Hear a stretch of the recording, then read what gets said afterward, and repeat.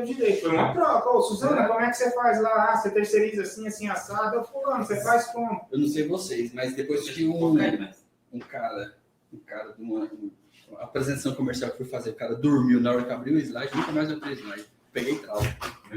Foi fazer a apresentação na época do Eduardo. Do Target lá. Foi apresentar o Target no comercial, na hora que abriu o slide. Acabou o slide, que eu comecei a falar o cara.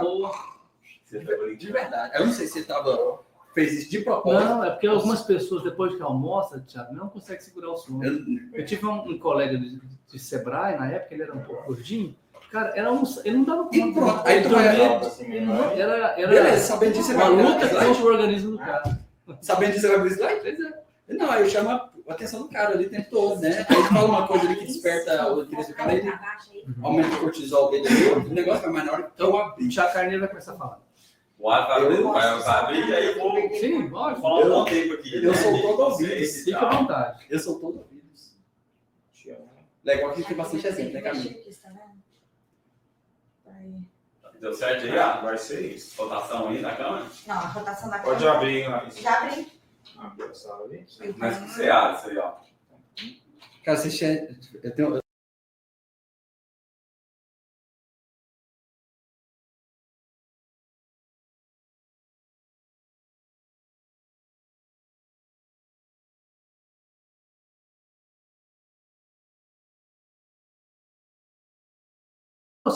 Não, mas não é a 4K que eu uso. Ah, eu trouxe a minha. Ela só é igual a essa. É igual a essa. Aí na hora que Como que é o microfone tá aqui? aberto. Acho que ele capta o ambiente de todo mundo. Aqui.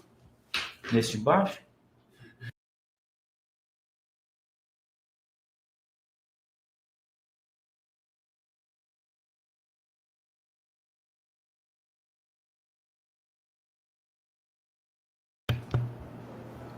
Isso. Fecha aqui então, vamos tentar começar. Eu falei pra você que estava desmutado. E eu falando mal dos outros. Não, mas ele montou, Não, eu já estava Nossa, mutado. Sim, mas Cara, esses ambientes é perigoso demais.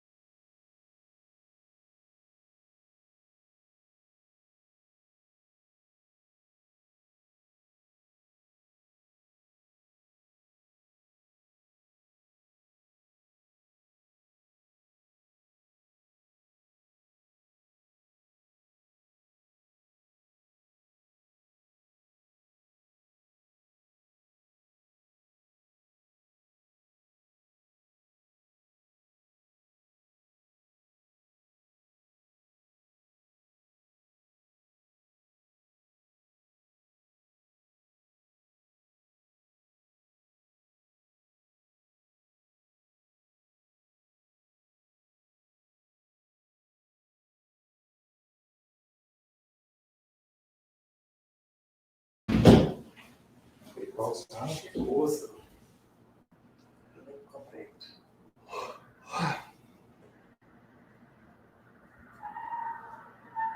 Tava aparecendo isso.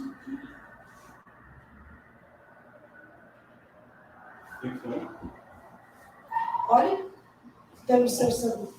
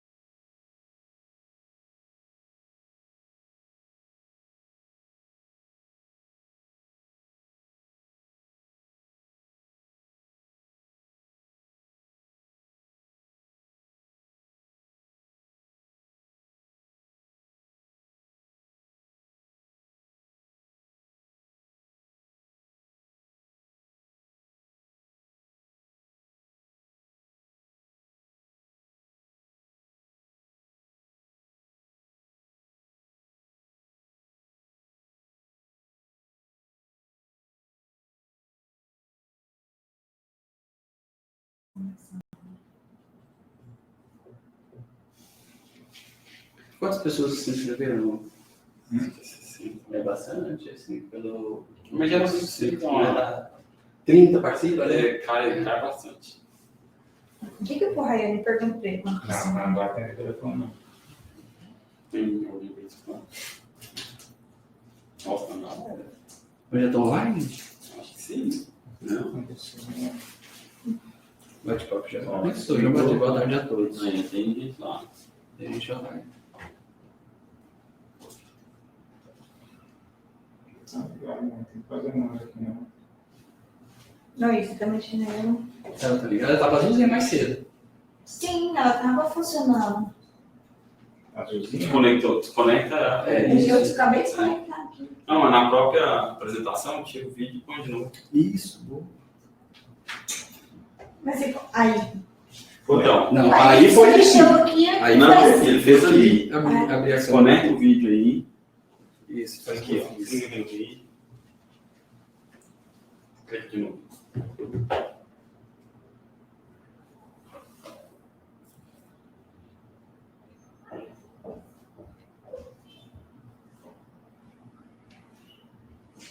O áudio está aberto.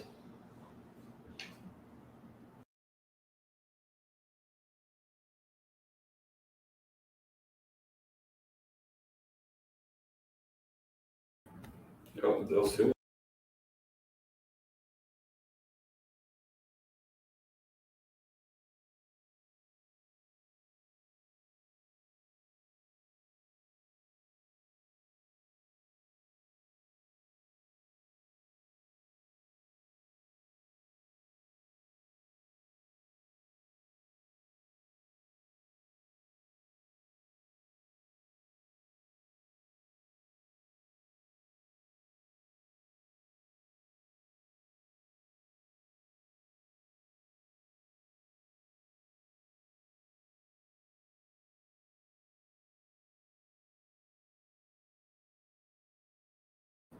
Você abriu ó.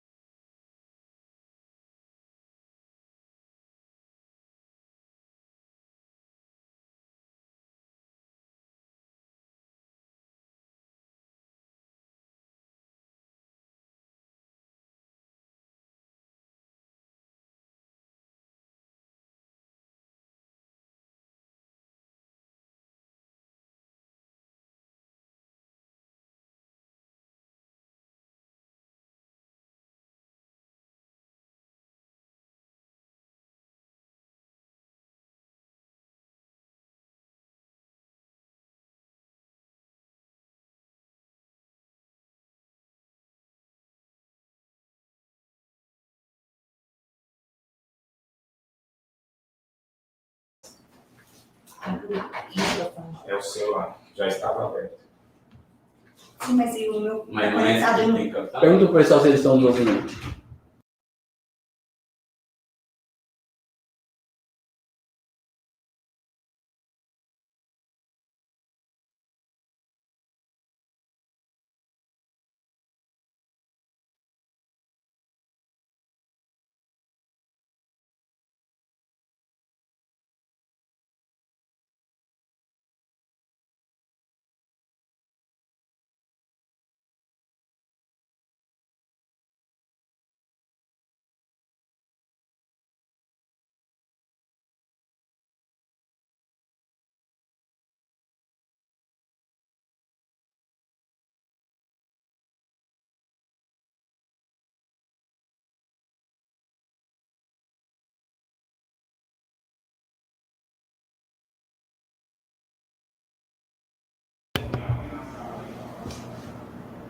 Boa tarde, pessoal, tudo bem?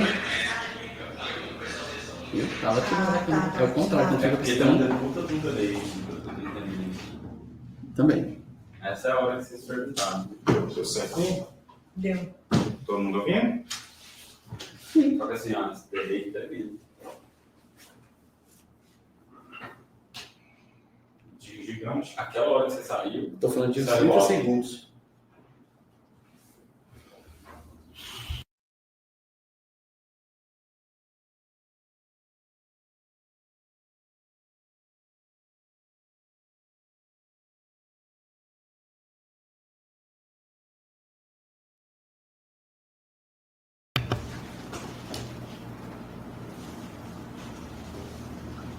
Fala pessoal, boa tarde, tudo bem?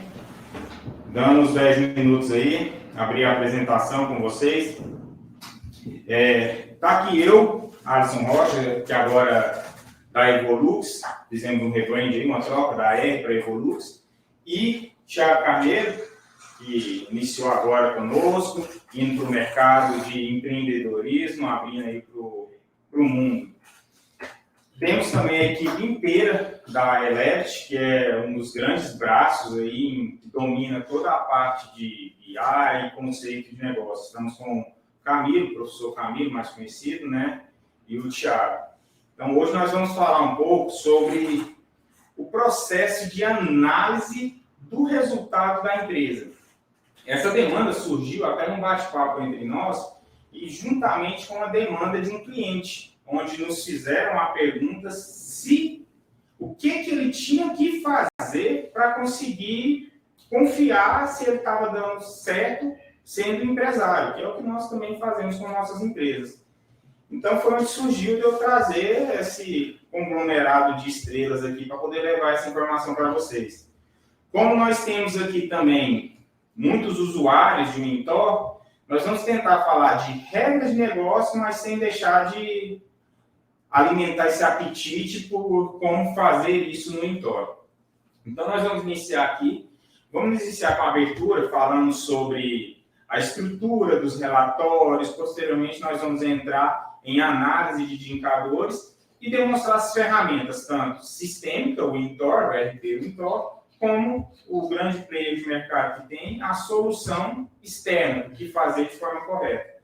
Então, já vamos iniciar com o Thiago Carneiro, que montou uma análise de resultado, algumas simulações dentro desse cenário.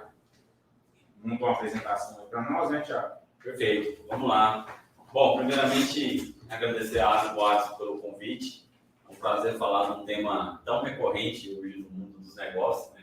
Talvez é a pergunta que a gente mais recebe no dia a dia, envolvendo ali as questões de consultoria, que é dizer para o empresário como está o resultado, a performance da empresa dele. Então, o intuito é a gente, de uma maneira bem prática, trazer para vocês aqui qual a melhor forma de se fazer essa gestão, qual é a melhor forma de se fazer essa análise.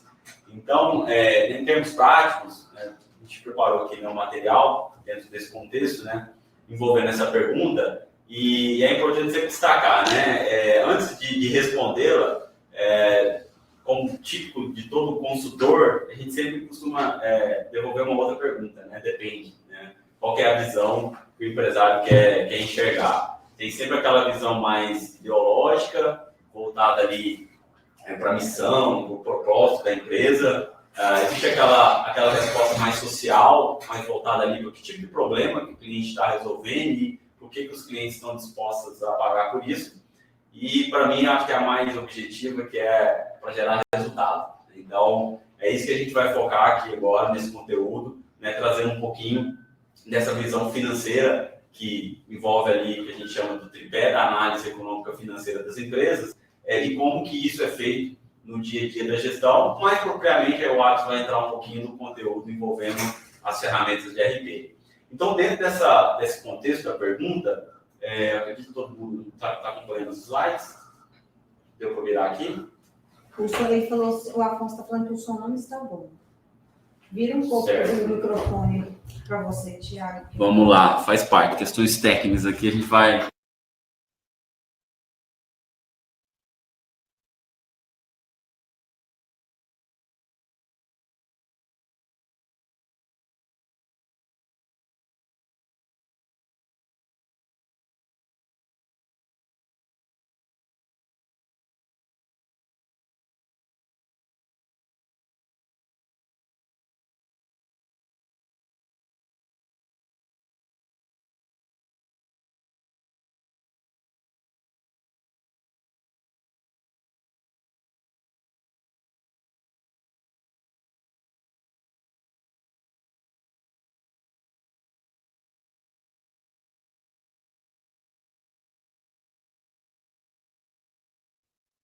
O som está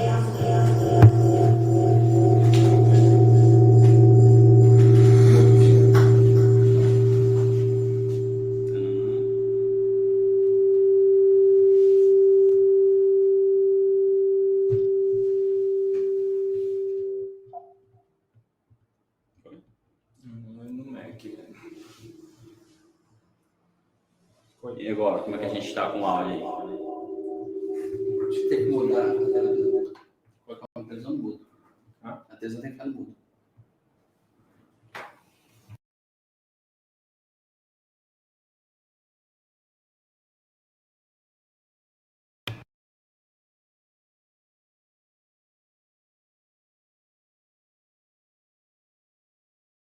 Tomando aqui, pessoal.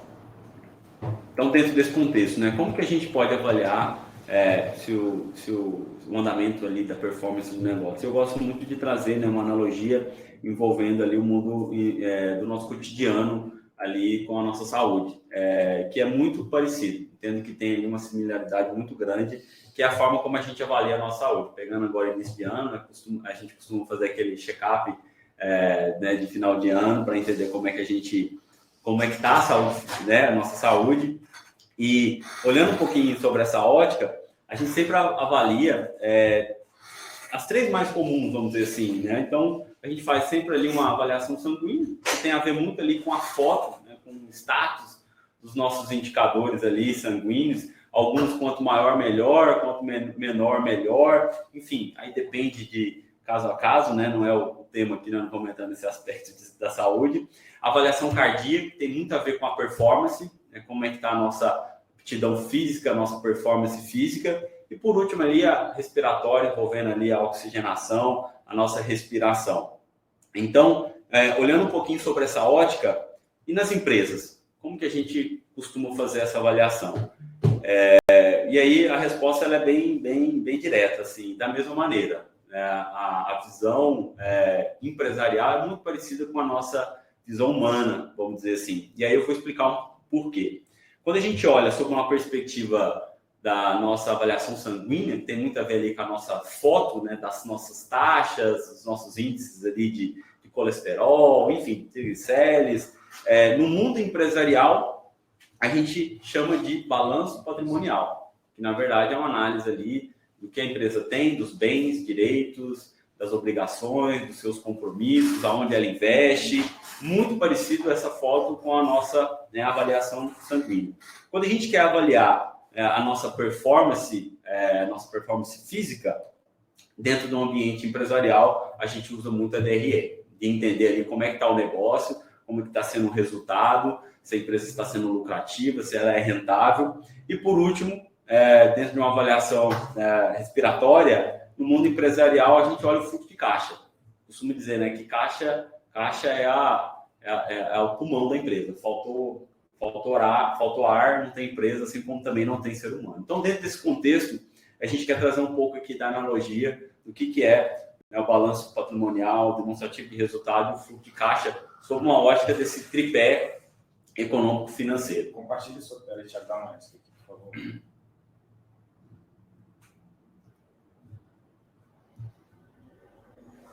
Não foi, não.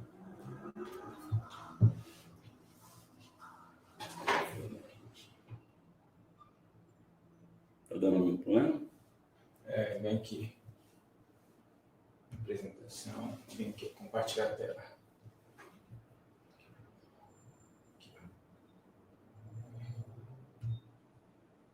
Então ninguém tá vendo minha tela. Ainda não. Pode voltar lá. Mas estava vendo pela televisão. Legal.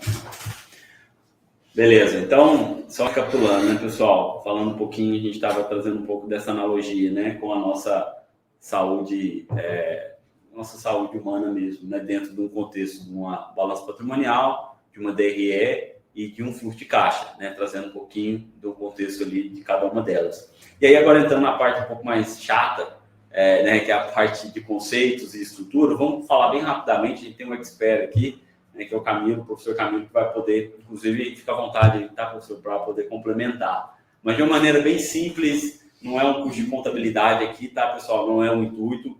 Mas só retomando, Thiago, só para não perder esse gap que você fez, podia voltar um pouco aí.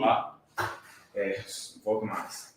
Só para ficar claro, esse correlacionamento que fez, eu achei bem interessante, não sei se vocês tiveram a mesma visão, dos 3 pilares, que foi sempre o que a gente levou, foi assim, meio que um embasamento do Maia Audit, né, de falar dos 3 pilares da empresa. Aí você fez uma analogia entre o corpo humano, né, que é a correlação, de onde vem a parte sanguínea, que é o balanço patrimonial, é a foto.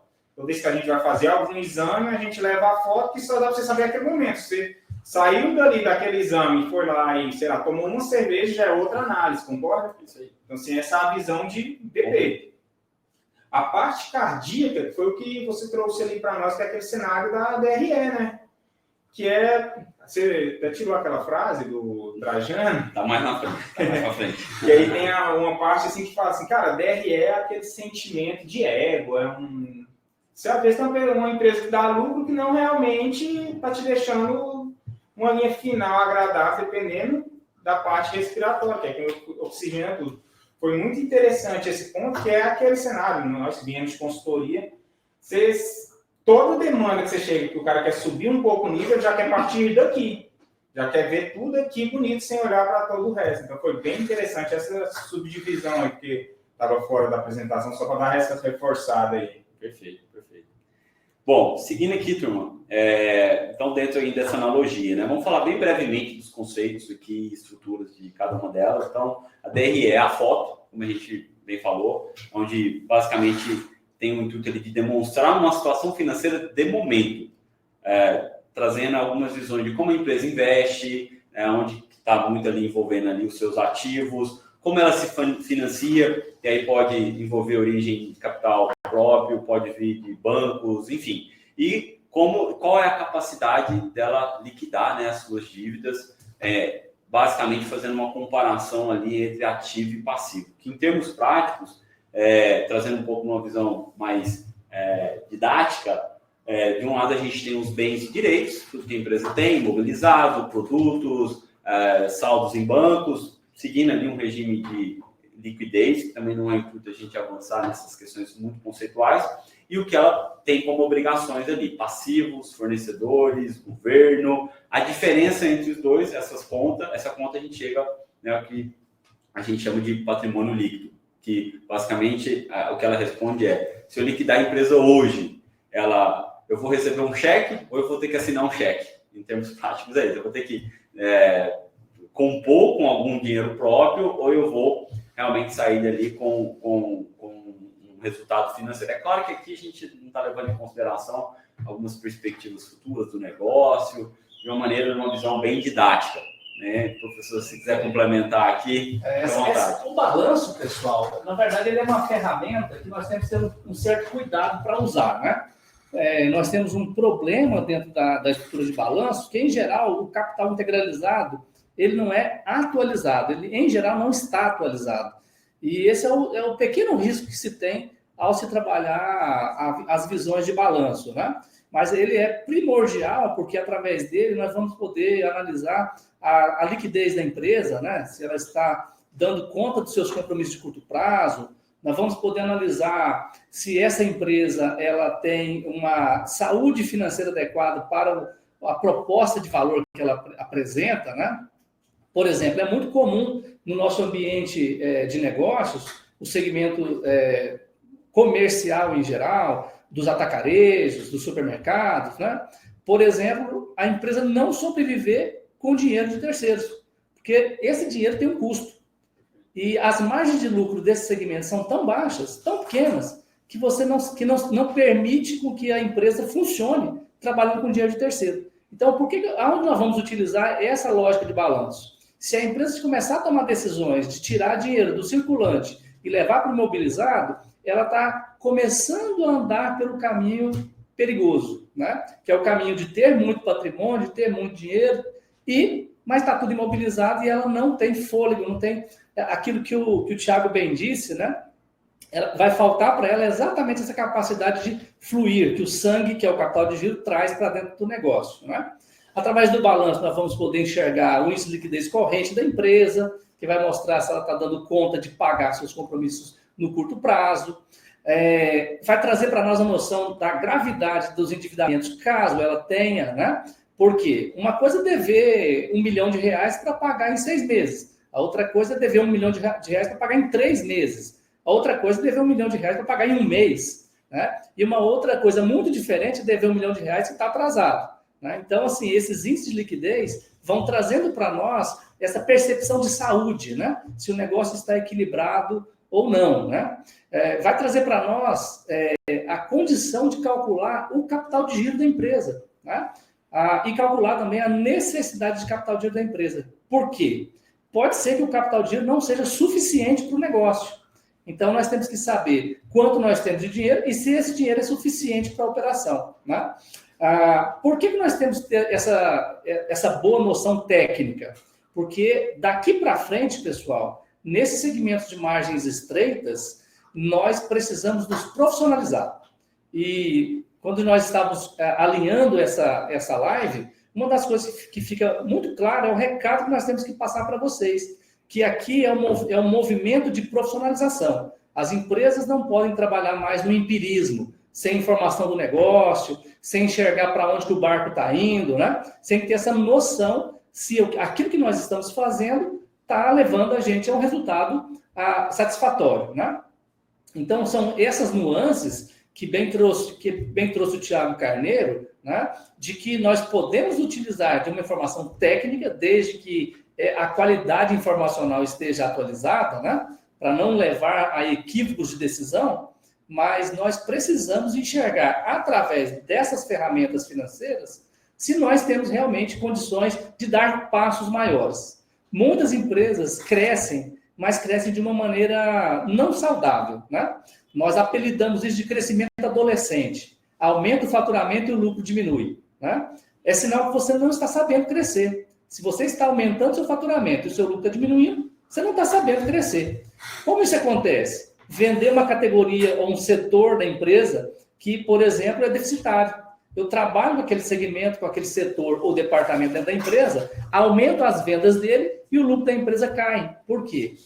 Nós temos marcações diferentes quando nós vamos precificar esses produtos. E isso vai repercutir aonde? Em lucros menores. E esse lucro vai poder ser monitorado por 2 ferramentas que o Thiago, uma já apresentou, que foi o balanço, né?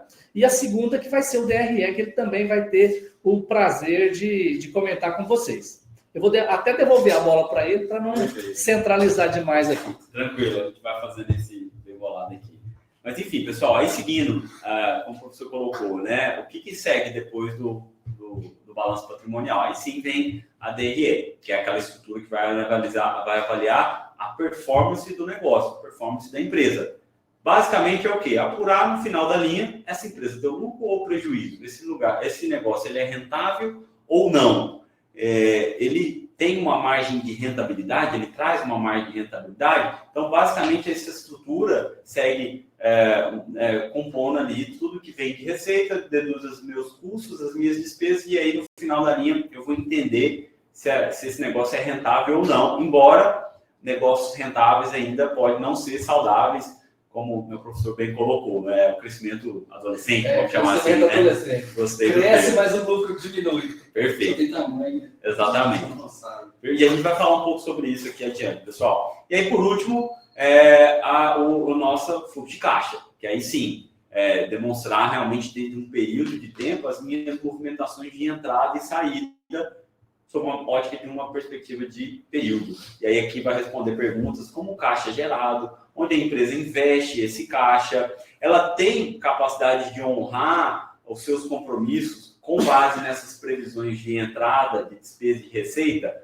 que estão previstas. Então, basicamente, a gente vai ter essa previsibilidade dentro de uma visão de fluxo de caixa, porque eu posso ainda ter uma empresa rentável, e a gente vai ver esse cenário na prática, e mesmo assim, um negócio rentável que mesmo assim, no final das contas, não sobra dinheiro em caixa. Fique com vontade, vamos complementar. Agora, eu acho que as 3 ferramentas apresentadas, né, cabe a nós fazermos uma coisa que é muito importante. Na verdade, tem um teórico da administração chamado Peter Drucker, e ele dizia o seguinte: o que não se pode medir, não se pode gerenciar. O que isso significa? Que são dessas ferramentas que nós vamos beber, né, que nós vamos nos servir de informações para poder gerir o negócio bem. E o que é gerir bem? Gerir bem é nós entregarmos valor ao final de um processo de venda, né? Seja ele 1 mês, 6 meses, 1 ano, né? Nós temos que entregar esse valor. E uma coisa fundamental é a comparabilidade. Comparabilidade. E o Thiago Carneiro, ele foi muito feliz na hora que ele trouxe essa analogia com o corpo humano, né? A empresa, na verdade, ele é um corpo jurídico que precisa ser bem gerido. E para ser bem gerido, nós precisamos ter uma qualidade informacional minimamente segura, né? E para isso que existem os ERPs, para isso que existem as auditorias, para isso que existem as consultorias, para que nós possamos confiar nas informações. Informações de qualidade, decisões de qualidade. Informações ruins, decisões erradas, né? E sem informação nenhuma, tudo no sentimento. E sem informação, nós chamamos de gerir pelo empirismo, né? Pelo rumo, pelo mais ou menos, né? Como a empresa vai crescendo, nós nos equivocamos muito com os números da empresa. Então, a gente vai perdendo a pega, vai perdendo a mão da gestão, né? Então, é muito importante que a gente faça isso. E tem uma palavra que eu queria trazer para vocês, que é o termo comparabilidade. O que é comparabilidade? É um conceito que vai trazer para nós uma consciência maior do corpo da empresa. Seguindo essa analogia que o Thiago trouxe, a comparabilidade ela acontece de 4 maneiras, né? A comparabilidade do presente com o passado, quando nós pegamos, por exemplo, o desempenho de janeiro de 2023 e comparamos com janeiro de 2022. Ou seja, eu comparei o presente com o passado. A segunda comparação é quando nós comparamos o presente com o futuro. Que futuro é esse? O plano orçamentário. A empresa fez uma previsão do que ia vender, estabeleceu metas para o time dela cumprir. Quando eu comparo o que eu realmente fiz, que é o presente, com aquilo que eu havia previsto, eu estou aferindo se as metas estão sendo batidas ou não. Então, essa comparação do presente com o futuro, ela é fundamental, inclusive para trazer para o time aquela sensação de que nós estamos conseguindo vencer os nossos objetivos, né? A terceira comparabilidade, ela acontece internamente, né? Quando eu tenho, por exemplo, algumas lojas dentro de um grupo empresarial do mesmo negócio. Então, uma rede de farmácias, uma rede de supermercados, uma rede de atacarejo. Ali eu tenho várias lojas. Quando eu comparo o desempenho de uma com a outra, eu estou trazendo um conhecimento de alto valor agregado para o negócio, porque eu vou ter uma loja performando muito bem e provavelmente eu tenho a última. Tenho a primeira e tenho a última, né? Em vários indicadores significativos. Aí vem aquilo que nós vamos aproveitar da DRE e do balanço para poder trazer esses dados e fazer essa comparação entre lojas. Chamamos isso de comparabilidade interna ou maneiras de polinizar o conhecimento. Porque eu aprendo muito internamente com o meu próprio negócio. Eu pego aquilo que eu tenho, os campeões, sempre tem a loja que está tirando em primeiro lugar, por exemplo, primeiro lugar em venda. A que mais cresceu percentualmente em venda, né? E eu vou fazer essa comparação com uma loja que está com baixa performance. Essa experiência, esse aprendizado que eu tenho na loja campeã, eu quero transmitir esse know-how para a loja que está no finalzinho da fila, né? Então, esse aprendizado, essa troca interna, poucas empresas estão aproveitando isso da maneira como deveria, né? Então, essa consciência da maneira de comparar as lojas nos indicadores significativos, crescimento em receita, custo fixo bem administrado, qual das lojas administra melhor o custo fixo? O que eles fazem de certo que ele pode passar para as outras lojas, né? E a última comparabilidade, a mais sofisticada delas, é a comparabilidade com o mercado. Quando eu comparo as médias do meu desempenho com as médias daqueles que estão fora do meu negócio, que são os meus competidores, né? Normalmente os concorrentes mais próximos, se nós pudermos fazer essa comparação. Quando não, vou no sindicato ou na associação de classe e eu tenho lá as médias. Essas médias eu comparo com as daquele meu negócio e aí sim eu tenho uma visão muito mais clara do que eu posso fazer de benchmarking com eles. A exemplo, vamos supor que uma empresa cresceu 10% no ano, né? Se ela não tiver uma referência externa, ela pode achar que isso está bom ou que está ruim. E aí, se você pega a média do setor e eles cresceram 20%, você está pior que a média. Então, a sua gestão tem muito a melhorar, porque aquilo é uma média. Ou seja, naquela média, você faz parte de quem puxou a média para baixo, né? Então, você faz parte de quem está embaixo. Então, tem alguém que está muito melhor que você, que está acima da média. Por isso que tem a média. Tem os que estão abaixo, no caso, a sua loja. Tem os que estão acima, são os seus competidores que estão se dando bem. E tem a média. Então, o primeiro alvo é procurar chegar igual à média. Depois, procurar os players que são vencedores no que diz respeito aos bons desempenhos. Ok? Não sei se ficou claro para vocês esse conceito de comparabilidade. Então, ele acontece em quatro etapas, né? Comparabilidade com o passado, comparação com o futuro, que é o orçado, a comparação interna entre lojas e a comparação com o segmento ou com o concorrente, que é o que está fora do seu negócio, que nós apelidamos carinhosamente de inteligência competitiva. Quando eu passo a olhar para fora, eu estou trabalhando a inteligência competitiva, né? Enxergando e aprendendo com o que está fora do negócio. Muito bem. Esse tipo de comparação sempre é importante para a gente guiar como uma referência em qualquer negócio. Bom, pessoal, agora saindo um pouquinho da teoria, vamos entender a ideia que a gente trazer alguns cenários práticos, assim, bem do cotidiano, para vocês entenderem realmente agora o reflexo desse tripé macroeconômico, desse tripé econômico-financeiro que a gente mencionou. Então, vamos trazer aqui para vocês alguns cenários práticos de vocês entenderem como que isso se organiza ali no dia a dia da gestão. Então, de uma maneira bem simples, trazendo as três visões aqui de balanço patrimonial, de DRE e de fluxo de caixa. Como é que a brincadeira acontece?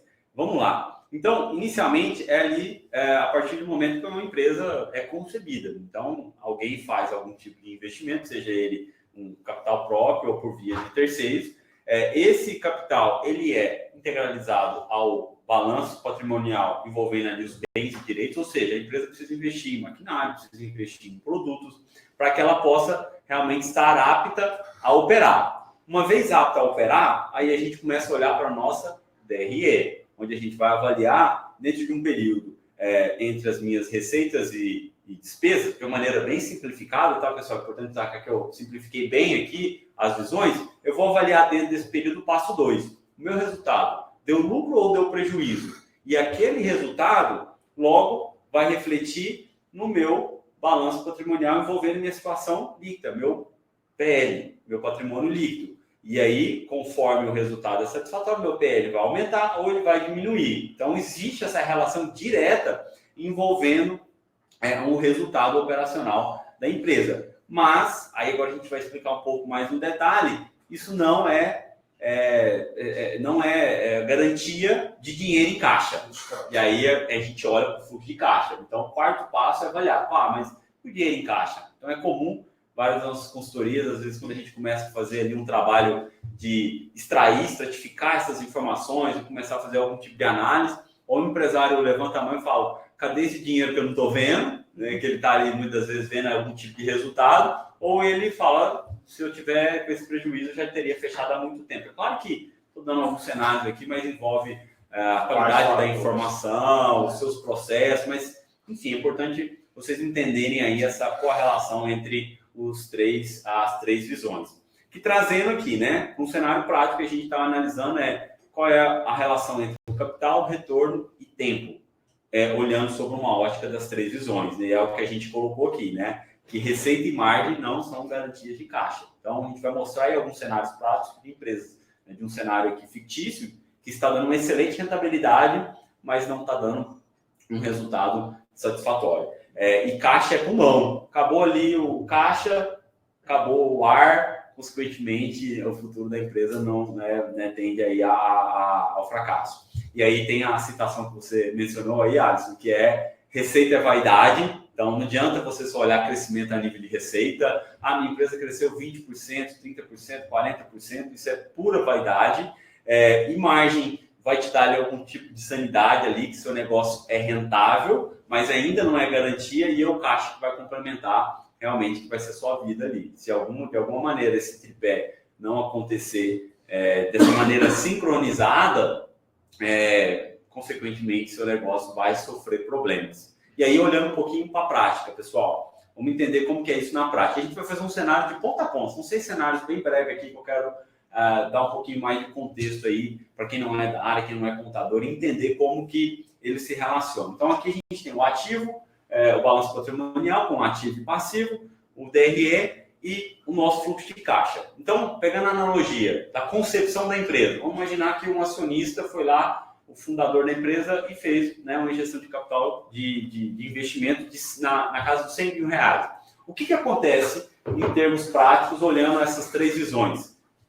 Basicamente, em vermelho aqui, eu destaquei o que teve de alteração. Então, a gente vai ter uma alteração no ativo, porque esse dinheiro a gente está considerando ali que ele entrou diretamente no caixa. Meu patrimônio é a parte que envolve ali o meu investimento que foi feito. Então, ativo e passivo vão estar iguais. Então, basicamente ali é o quanto que tem ali em termos de ativo e passivo. E meu fluxo de caixa, eu parto de um saldo inicial de 100 mil reais. Para quê? Para poder fazer investimento para tornar o meu negócio de maneira operacional. Bom, e aí qual é o próximo passo? Eu vou fazer compra de mercadoria, e aí o exemplo aqui, vamos imaginar que a gente faça uma compra de 50 mil e 20 mil, a gente vai fazer investimentos em estrutura física imobilizada. O que acontece aqui nessas visões? Só para a gente entender. Então, basicamente, meu ativo passivo não muda, eu só estou fazendo uma redistribuição de contas, saiu de um caixa, que estava com um saldo de 100 mil, eu investi 50 mil imobilizado em estoque e 20 mil imobilizado. Então, ativo passivo, nenhum tipo de variação, e também meu PL basicamente se manteve o mesmo. No meu caixa, aí eu já consigo, lembra que a gente falou de fluxo de caixa, toda a movimentação de entrada e saída na linha do tempo. Então, eu tinha um caixa inicial de 100 mil, fiz um investimento ali, porque foi à vista, de 70 mil, então eu parto de um início aqui de 30 mil reais, é o caixa que eu tenho ali para capital de giro, para operacionalizar a minha empresa. Seguindo alguns exemplos aqui, pessoal, e aí no final a gente pode fazer as considerações. Qual é o próximo passo? Bom, agora eu vou fazer uma compra a prazo, para você entender essa correlação, como é importante a empresa comprar, tentar esticar o máximo possível do seu prazo médio de pagamento e reduzir o máximo possível o seu prazo médio de recebimento, que aí é o que envolve ali todo o ciclo financeiro da empresa. Então, quando eu comprar prazo, e o fornecedor me deu 30 dias para pagar, olha o que acontece. Meu ativo ele aumenta, porque esse valor vem para os meus bens e direitos, mas, consequentemente, eu também tenho que pagar. Então, ativo e passivo ficaram iguais, não tem variação no meu PL. Então, basicamente, nenhum tipo de mudança, nem tampouco no meu caixa. Por quê? Porque esse pagamento foi a prazo, então não teve nenhuma movimentação a prazo. Repare que até agora o DRE não apareceu aqui, pessoal. Por quê? Eu ainda não estou realmente ali fazendo nenhum tipo de movimentação envolvendo o meu negócio, que possivelmente porque eu vendo algum tipo de serviço, eu vendo algum tipo de produto. E agora a gente vai entender um pouco mais no detalhe. Agora vocês vão entender o impacto aqui como um todo, né? Vamos pegar esse exemplo onde eu faço uma venda bem simples aqui, vendi 100 mil, e aí, obviamente, dentro de 100 mil, eu considerei uma margem de rentabilidade aqui, vamos considerar na casa dos 30%, porém, a venda a prazo, né? Então, eu dei 30 dias para o meu cliente pagar. Lembrando que eu precisei comprar antes, então, esse ciclo financeiro aí, ele foi prolongado. Vamos olhar aqui a nossa correlação. Olhando aqui o cenário prático, o que acontece? Veja bem, vamos começar aqui pelo DRE e depois vocês vão entender o reflexo aqui do balanço patrimonial. Eu vendi na casa dos 100 mil, foi minha receita. Tive ali 70 mil de CMV. O que consiste o CMV? Sem entrar muito no detalhe. É basicamente o custo da mercadoria, quanto que eu paguei por ela, mais os meus impostos. Então, eu tive ali aquela rentabilidade citada de 30%. Então, basicamente, esses 30% foi margem, mas não necessariamente caixa. Aqui o caixa não entrou basicamente nada. Eu continuo partindo do meu caixa inicial de 30 mil. Não teve nenhum tipo de alteração. E esse valor de receita que a empresa teve nessa venda já integrou diretamente o patrimônio dela, que foi a rentabilidade que ela teve. Então, aí que está, né, o grande X da questão do empresário entender essa correlação e ele conseguir acompanhar esses indicadores. Porque o empresário consegue dar esse tipo de resposta muito rápido se alguma coisa diferente disso acontece no resultado dele. Tiago, só para aproveitar o momento, aquela fórmula ali que ele acha do lucro bruto, o mercado chama de margem bruta. Então, isso os donos de empresas são obcecados por esse indicador, né? Margem bruta. Por quê? O que é a margem bruta? É a diferença do preço que você compra a mercadoria, menos os impostos sobre o faturamento, menos o custo do produto. Então, o que sobra está dentro da empresa administrar, porque o imposto não é dela. O imposto do governo você tem que repassar para ele. E o custo do produto você está devolvendo ele para o fornecedor. Então, para quem te forneceu. Então, sobra ali o que você vai realmente gerir. É por isso que hoje, para você ter uma boa eficácia de resultado, que até aquilo que motivou essa nossa live, tem a ver com a capacidade de gerir os custos e despesas internas agora. Porque se você não for bom para administrar custo e despesa, o lucro não vai aparecer. Então, essa margem bruta, hoje, ela é perseguida, né? E o esforço de aumentar essa margem bruta é o grande desafio dos empresários na atualidade, que é negociar bem para comprar bem, né? E com os impostos não há o que fazer. Isso aí, perfeito. E os impostos, né, complementando, ele foi provisionado dentro do meu passivo, para realmente a gente ter essa característica de diferença ali do que de fato entrou de rentabilidade. E olha agora o grande ponto aqui, pessoal. Chegou a hora de, dentro de um cenário 5 aqui que a gente trouxe, pagar o meu fornecedor e também pagar o meu outro sócio, né, que é o governo, antes de ter recebido da minha venda. Então, olha o que acontece na prática, onde está o risco, onde é que está o perigo para as empresas. Então, eu tenho que honrar 70 mil aqui de compromissos que eu tenho com o fornecedor e com o governo. Porém, olha a minha disponibilidade de caixa, 30 mil reais. O que vai acontecer na prática?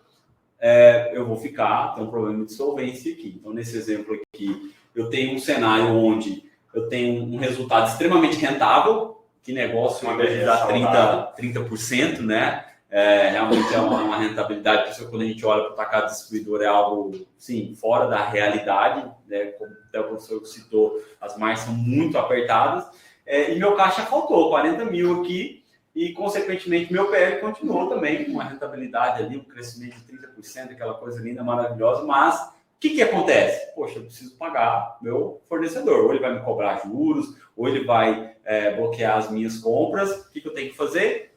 Eu vou trazer mais um player aqui, que é banco, né? E dívida, tinha um professor meu que falava que dívida você não enrola, você rola a dívida, né? Você tem que jogar para frente, negociar bons prazos com o fornecedor, mas se você tentar enrolar, você vai ser entubado ali com juros, multas, enfim. E aí, quando você traz o banco para o negócio, vamos pegar um exemplo um resgate de 50 mil para poder honrar aquela diferença de caixa, aí eu usei um exemplo de 10% do todo aqui para vocês entenderem. O que acontece?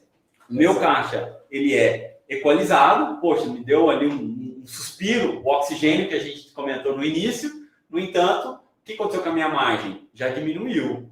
Consequentemente, também, não foi os 50 mil que eu tomei que ficou disponível em caixa, porque eu já tive que pagar o banco na largada. Consequentemente, o meu PL também foi prejudicado. Aqui é o grande risco.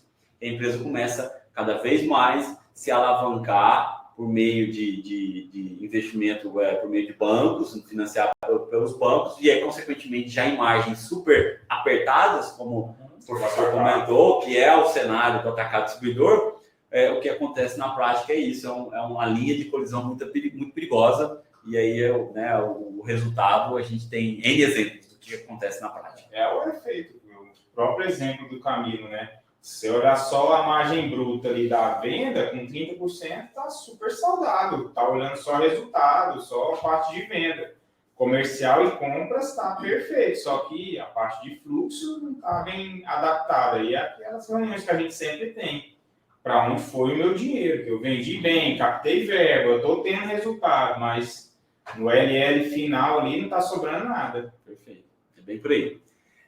Enfim, pessoal, então aqui realmente a gente dá um overview de alguns cenários práticos, tudo ainda não é aprofundar muito nesse tema, talvez numa próxima live a gente pode trazer um pouquinho mais desse contexto. Agora a gente quer entrar um pouquinho, tá bom, uma vez que eu já entendi tudo isso, entendi como é que funciona, a correlação entre o tripé econômico-financeiro, como que eu faço para, que a gente fala, né, a jornada, a gente está chamando aqui, né, a jornada pelo melhor jeito, que é o que a gente ouve também muito dos clientes.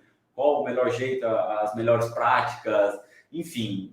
Como que o meu concorrente está fazendo. Meu concorrente faz, enfim. Então aqui a gente quer trazer um pouco da nossa experiência de campo, tanto minha aqui como do Alisson também, e dar um pouquinho de guia do que o mercado faz para aquelas empresas que têm ali, e ao longo do nosso trabalho de consultoria de muitos anos, pouquíssimas conseguem chegar nesse nível de assertividade, pouquíssimas mesmo. A gente quer dizer assim, minimamente aqui, talvez nos dedos dessas duas mãos aqui, quem realmente consegue chegar nesse nível de excelência, porque depende de um monte de coisa, não é só ferramenta.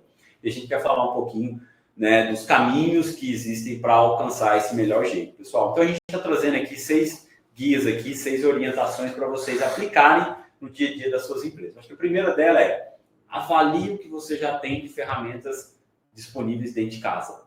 Não sai comprando a primeira ferramenta que você vê num evento, numa feira que te oferecem, porque muitas vezes você está com a resposta já dentro de casa, já existe, às vezes está dentro do seu ERP, às vezes você já tem uma solução que entrega, e muitas das vezes você está precisando de fazer alguns ajustes conceituais, você está precisando de fazer até mesmo um entendimento do seu funcionamento para que você consiga ter algum tipo de assertividade nesse aspecto. Então, avalie o que você tem dentro de casa, avalie o seu ERP, o que ele entrega, quais são as rotinas, quais são os processos, quais são as visões que vão te dar essa orientação envolvendo balanço patrimonial, resultado e fluxo de caixa. Mesmo que básica.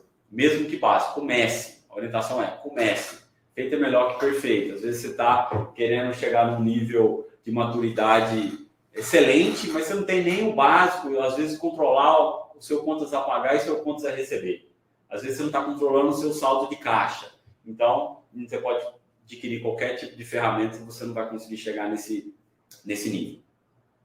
Segundo ponto, domine o conceito de cada indicador que a gente está colocando aqui. É importante, acredite, você não precisa ser contador para isso. Você não precisa ser formado em contabilidade, os conceitos, enfim. Você consegue ter visões simplificadas que vão te dar esse guia de resultado, de patrimônio, de disponibilidade financeira. Então, só que é importante que você domine minimamente todos esses conceitos para que possa, você como empresário, que tem a sensibilidade do negócio, responder perguntas como, muito comum a gente já pegou, né, Alisson? Do tipo, hoje é dia 26, não tem imposto para pagar, eu não tenho folha para pagar, seria um dia normal, operacionalmente falando. De repente, meu PL sofre uma mutação enorme. Alguma coisa aconteceu. Aí você vai achar um inventário que fizeram lá do nada e, consequentemente, refletiu no seu ativo, que é estoque. Você consegue pegar esse tipo de situação e até mesmo fraudes. Assim, é comum a gente Já teve casos, a gente pegar até casos mais extremos. Bem comum. Parte bem do que? Da primeira conversa que nós tivemos, né, Camilo?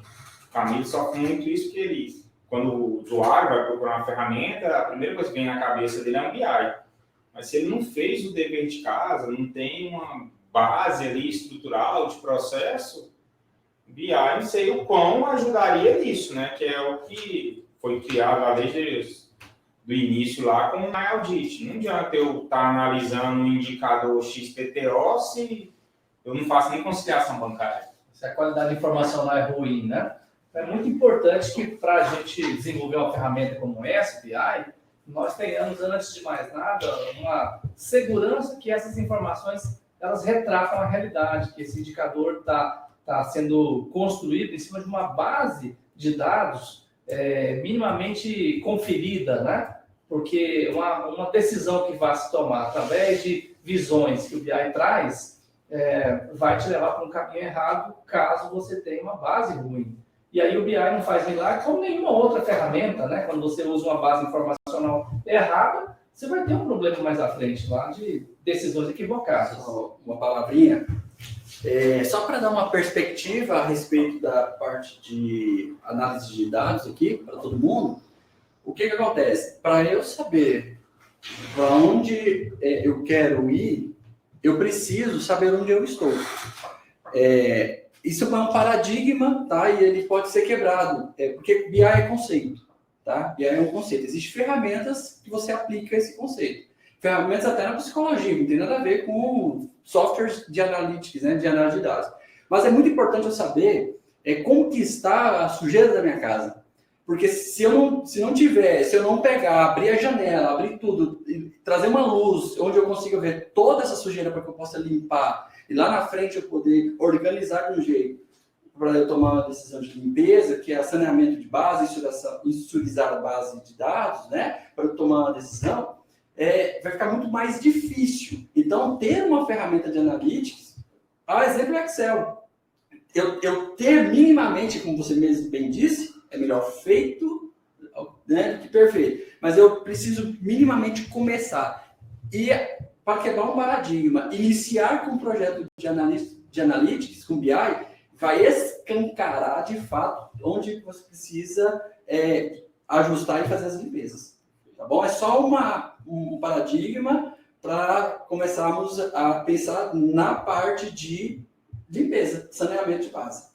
Perfeito. Aí você já deu o spoiler da próxima aqui, né? Que é revisar a integridade das informações. É o segundo ponto aqui, né? Que é entender, e aí, a partir do momento que você tem aqueles primeiros contatos com a informação, com o dado, tem que ir na origem, tem que rastrear a origem, entender de onde que veio, se a informação é íntegra. Vou dar alguns exemplos. Vou olhar lá meu saldo de banco, pego o saldo bancário, ver se o saldo é isso mesmo, ver quanto receber com a indústria. Começa pelas grandes contas e tenha uma garantia de que aquela informação é íntegra, senão ela vai te direcionar para o caminho errado. Então tem que ter muito essa certeza do nível de qualidade que a informação vai te dar. Acho que ele vai acabar a bateria. Vamos lá. Seguindo aqui, pessoal. Promover ajustes na operação. Acho que é um outro ponto importante aqui. O que é promover ajustes na operação? A gente até citou alguns exemplos. Você vai ver a necessidade de eu preciso implantar um bloqueio de orçamento, eu preciso colocar algum tipo de alçada. Então, vocês vão se deparar com situações onde vocês vão se perguntar, mas como que isso aconteceu? Por conta dessa falta de segurança, dessa falta de regras ali que vão te dar algum tipo de segurança para o seu processo. Então, promova esses ajustes. É importante que vocês estejam abertos a poder olhar para a operação de vocês e falar assim, aqui cabe um orçamento, aqui cabe um controle de alçadas, aqui cabe eu ter alguns acessos sensíveis aqui que eu vou ter que revisitar. Então, naturalmente, vocês vão ser convidados ali a uma reflexão com a operação de vocês e promover ajustes que venham dar esse nível de qualidade que a gente falou, esse nível de segurança que a gente também citou. Só puxando ganchos, não é o momento para tomar uma decisão, mas é o melhor momento para você começar a arrumar a casa. E a ferramenta de analista te dá um poder de fogo para isso ser mais rápido de uma forma impressionante. Sim. assim, é muito ligado, por isso que a gente sempre está em clientes em comuns, né? Vocês vão lá, faz isso que você falou, mostra o lixo, aí entra nesse ponto, que a gente chama de funcionalidade. Não adianta você mostrar o erro se a gente não vai lá e ajusta os parafusos, que é o que? Vou implantar um processo de workflow, vou implantar um processo de alçada de autorização, vou implantar comecei a usar a regra de sugestão de compra, porque eu estava com excesso de estoque e necessidade de capital de giro. Tá, mas depois disso, o que mais eu vou precisar? Então, aí é onde começa um mínimo de maturidade, onde você vê, assim, um processo acontecendo, uma segunda validação acontecendo, alguém conferindo informação. A partir do momento que o cara sabe de onde ele está, para onde ele quer chegar, aí é onde a gente começa a ter algum tipo de maturidade no serviço, entendeu? Isso aí. E aí entra um outro ponto importante, que é você avaliar, identificar possíveis brechas de segurança. E é natural. A partir do momento que vocês comecem a auditar as informações, comecem a entender com profundidade a origem, da onde que veio, quem fez aquele processo, vocês já vão se perguntar, mas como ele fez? Aí vou dar alguns exemplos. Prorrogar um título com prazos infinitos, dar um desconto de 100% do título. São situações que podem acontecer dentro da sua empresa por falta desse critério de entender os parâmetros, as regras que envolvem todas essas operações sensíveis. Então, naturalmente, também vocês vão ser convidados a entender essas regras de negócio e criar alçadas de maneira segura para não se deparar com esse tipo de cenário. É bem comum, né, no nosso... a vantagem e a desvantagem do método de implantação. Uma implantação que acontece em 100 horas, 80 horas, não dá para entrar no detalhe. Nós sabemos disso. Você precisa fazer o cara faturar, o cara dar entrada no estoque, e é isso. Então, ali no meio daquela implantação, você abre todas as brechas necessárias para a empresa rodar. Aí é diferente do tempo de uso de cliente ser novo, ser cliente velho. Essa revisitação tem que acontecer em algum momento. Perfeito. Porque assim, aí não é uma questão do RP por si só. É importante entender que um RP ele é feito olhando um universo bem amplo. E as regras, ele é flexível a regras. Então, tem empresa que quer ter algum nível de controle, algum nível de segurança maior, outras nem tanto. Já teve situações de a gente discutir esse tipo de cenário, de regras de negócio. Financeiro, por exemplo. Não levantou a mão e falou assim, isso não é prioridade. Quem é financeiro é minha mãe, né? Que está lá cuidando da tesouraria. Eu falei, então tá bom, né? Ela não confia na mãe dele, vai confiar em quem? Então, vai ter esses casos. Como que cria essa flexibilidade? Criando parâmetros, regras de negócio. Só que se você não conhecer e entender o que ela pode causar, elas podem também ser usadas por mal, vamos dizer assim, né? Seja de maneira intencional, ou às vezes é um equívoco mesmo. Só aproveitando esse gancho aí, pessoal, assim, pela experiência que a gente tem, né? O que acontece quando nós encontramos muitos parentes ou pessoas de extrema confiança na área financeira?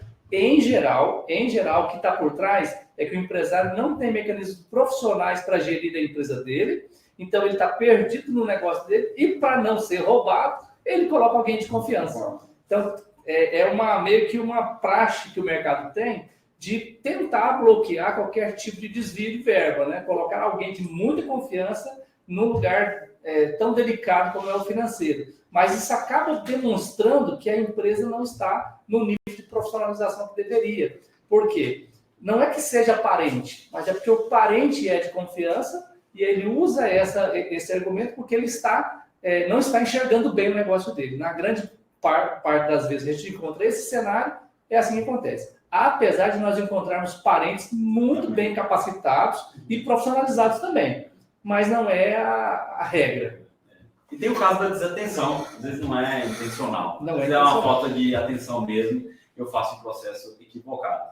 Por último aqui, pessoal, avalie o que tem disponível de mercado, frente ao mercado. A gente citou muito, o professor Camilo, sobre o benchmark. Deixa eu entender, né, o que o mercado oferece, o que meu concorrente faz, será que eu estou muito na frente ou muito atrás? Então, acho que cabe vocês fazer algum tipo de avaliação dos prós e contras antes de sair tomando qualquer tipo de decisão. Aqui tem um contexto importante que chama o nível de maturidade. E até onde você quer chegar. Então, vai depender muito desse apetite empresarial de chegar nesse nível de excelência que a gente comentou, que vocês devem ter entendido que não é somente uma questão de ferramenta. Existe toda uma cultura, todo um processo que tem que ser organizado.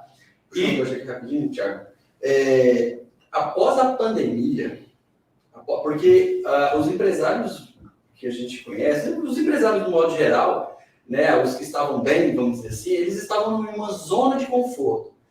Tá? Quando veio a pandemia, eles se viram na necessidade desse tipo de profissionalização.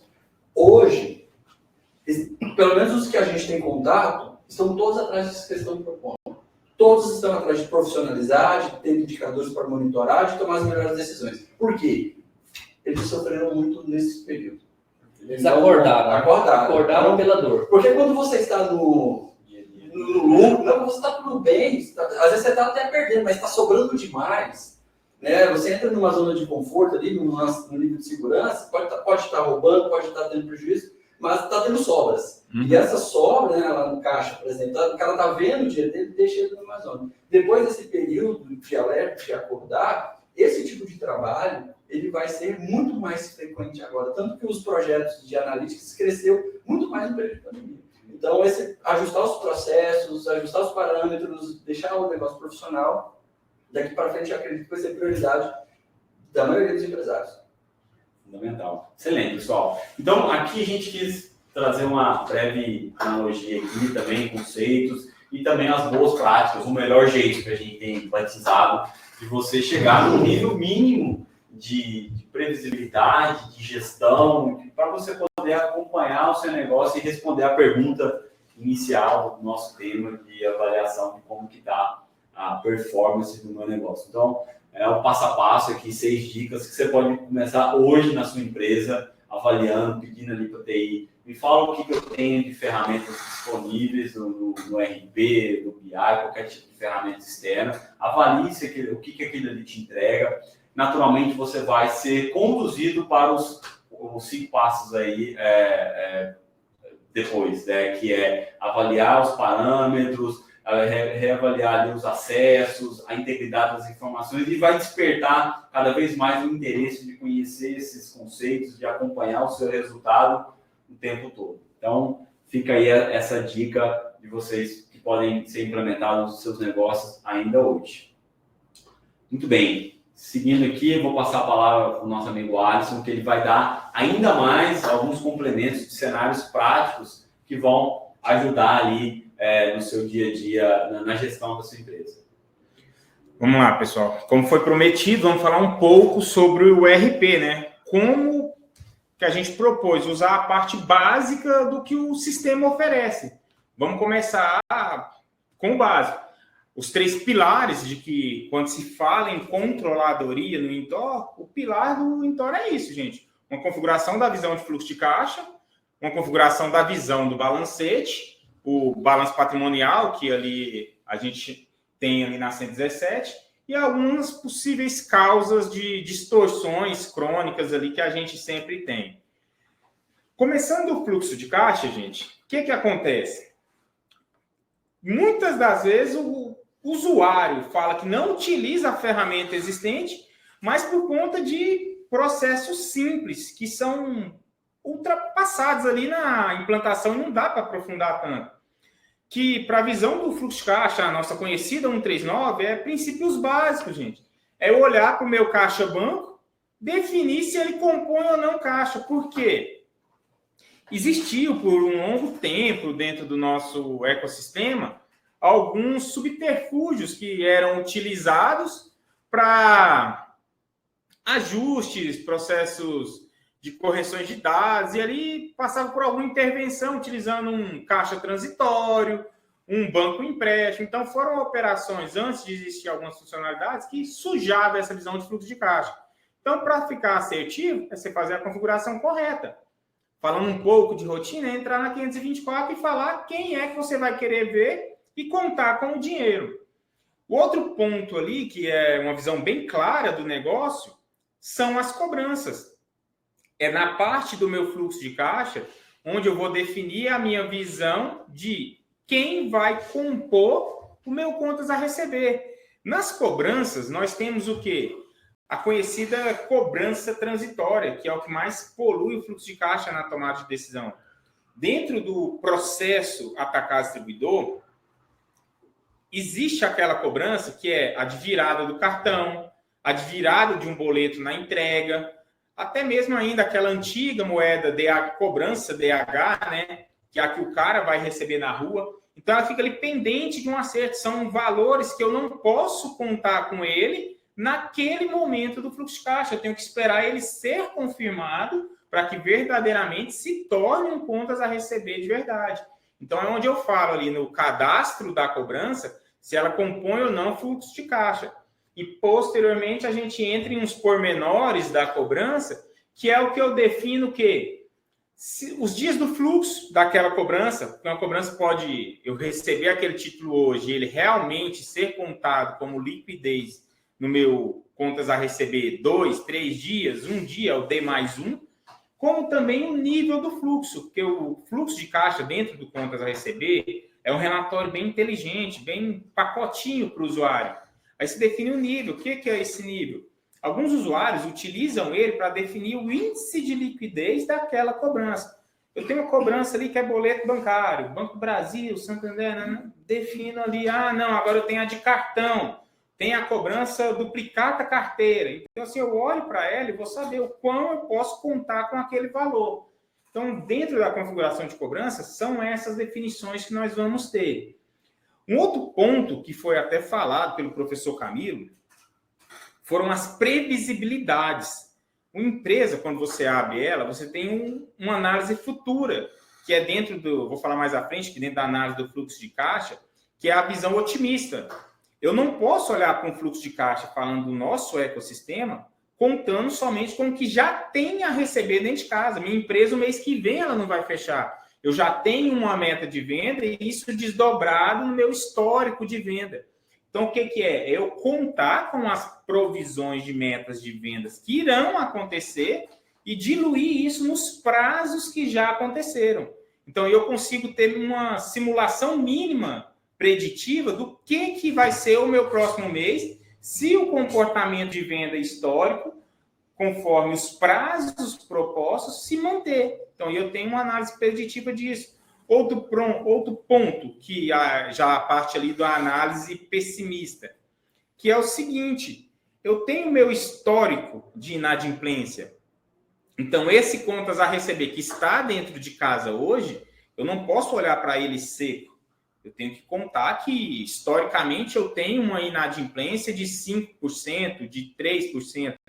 Então, consequentemente, na hora de eu olhar minha liquidez, eu tenho que saber que se eu tinha 100 mil reais para entrar essa semana, tenho que ter descontado as minhas previsibilidades de inadimplência. Inadimplência, D1 é inadimplência. E falando de rotina, é o conceito do INTOP. Atrasou um dia, está no índice de inadimplência. Tal esse o motivo da gente sempre tentar proteger o contas a receber, do cliente não misturar contas a receber de fornecedor com contas a receber de cliente, porque o índice de inadimplência ele vai ser poluído, aí você perde a tomada de decisão por conta de processos básicos ali dentro da operação dele.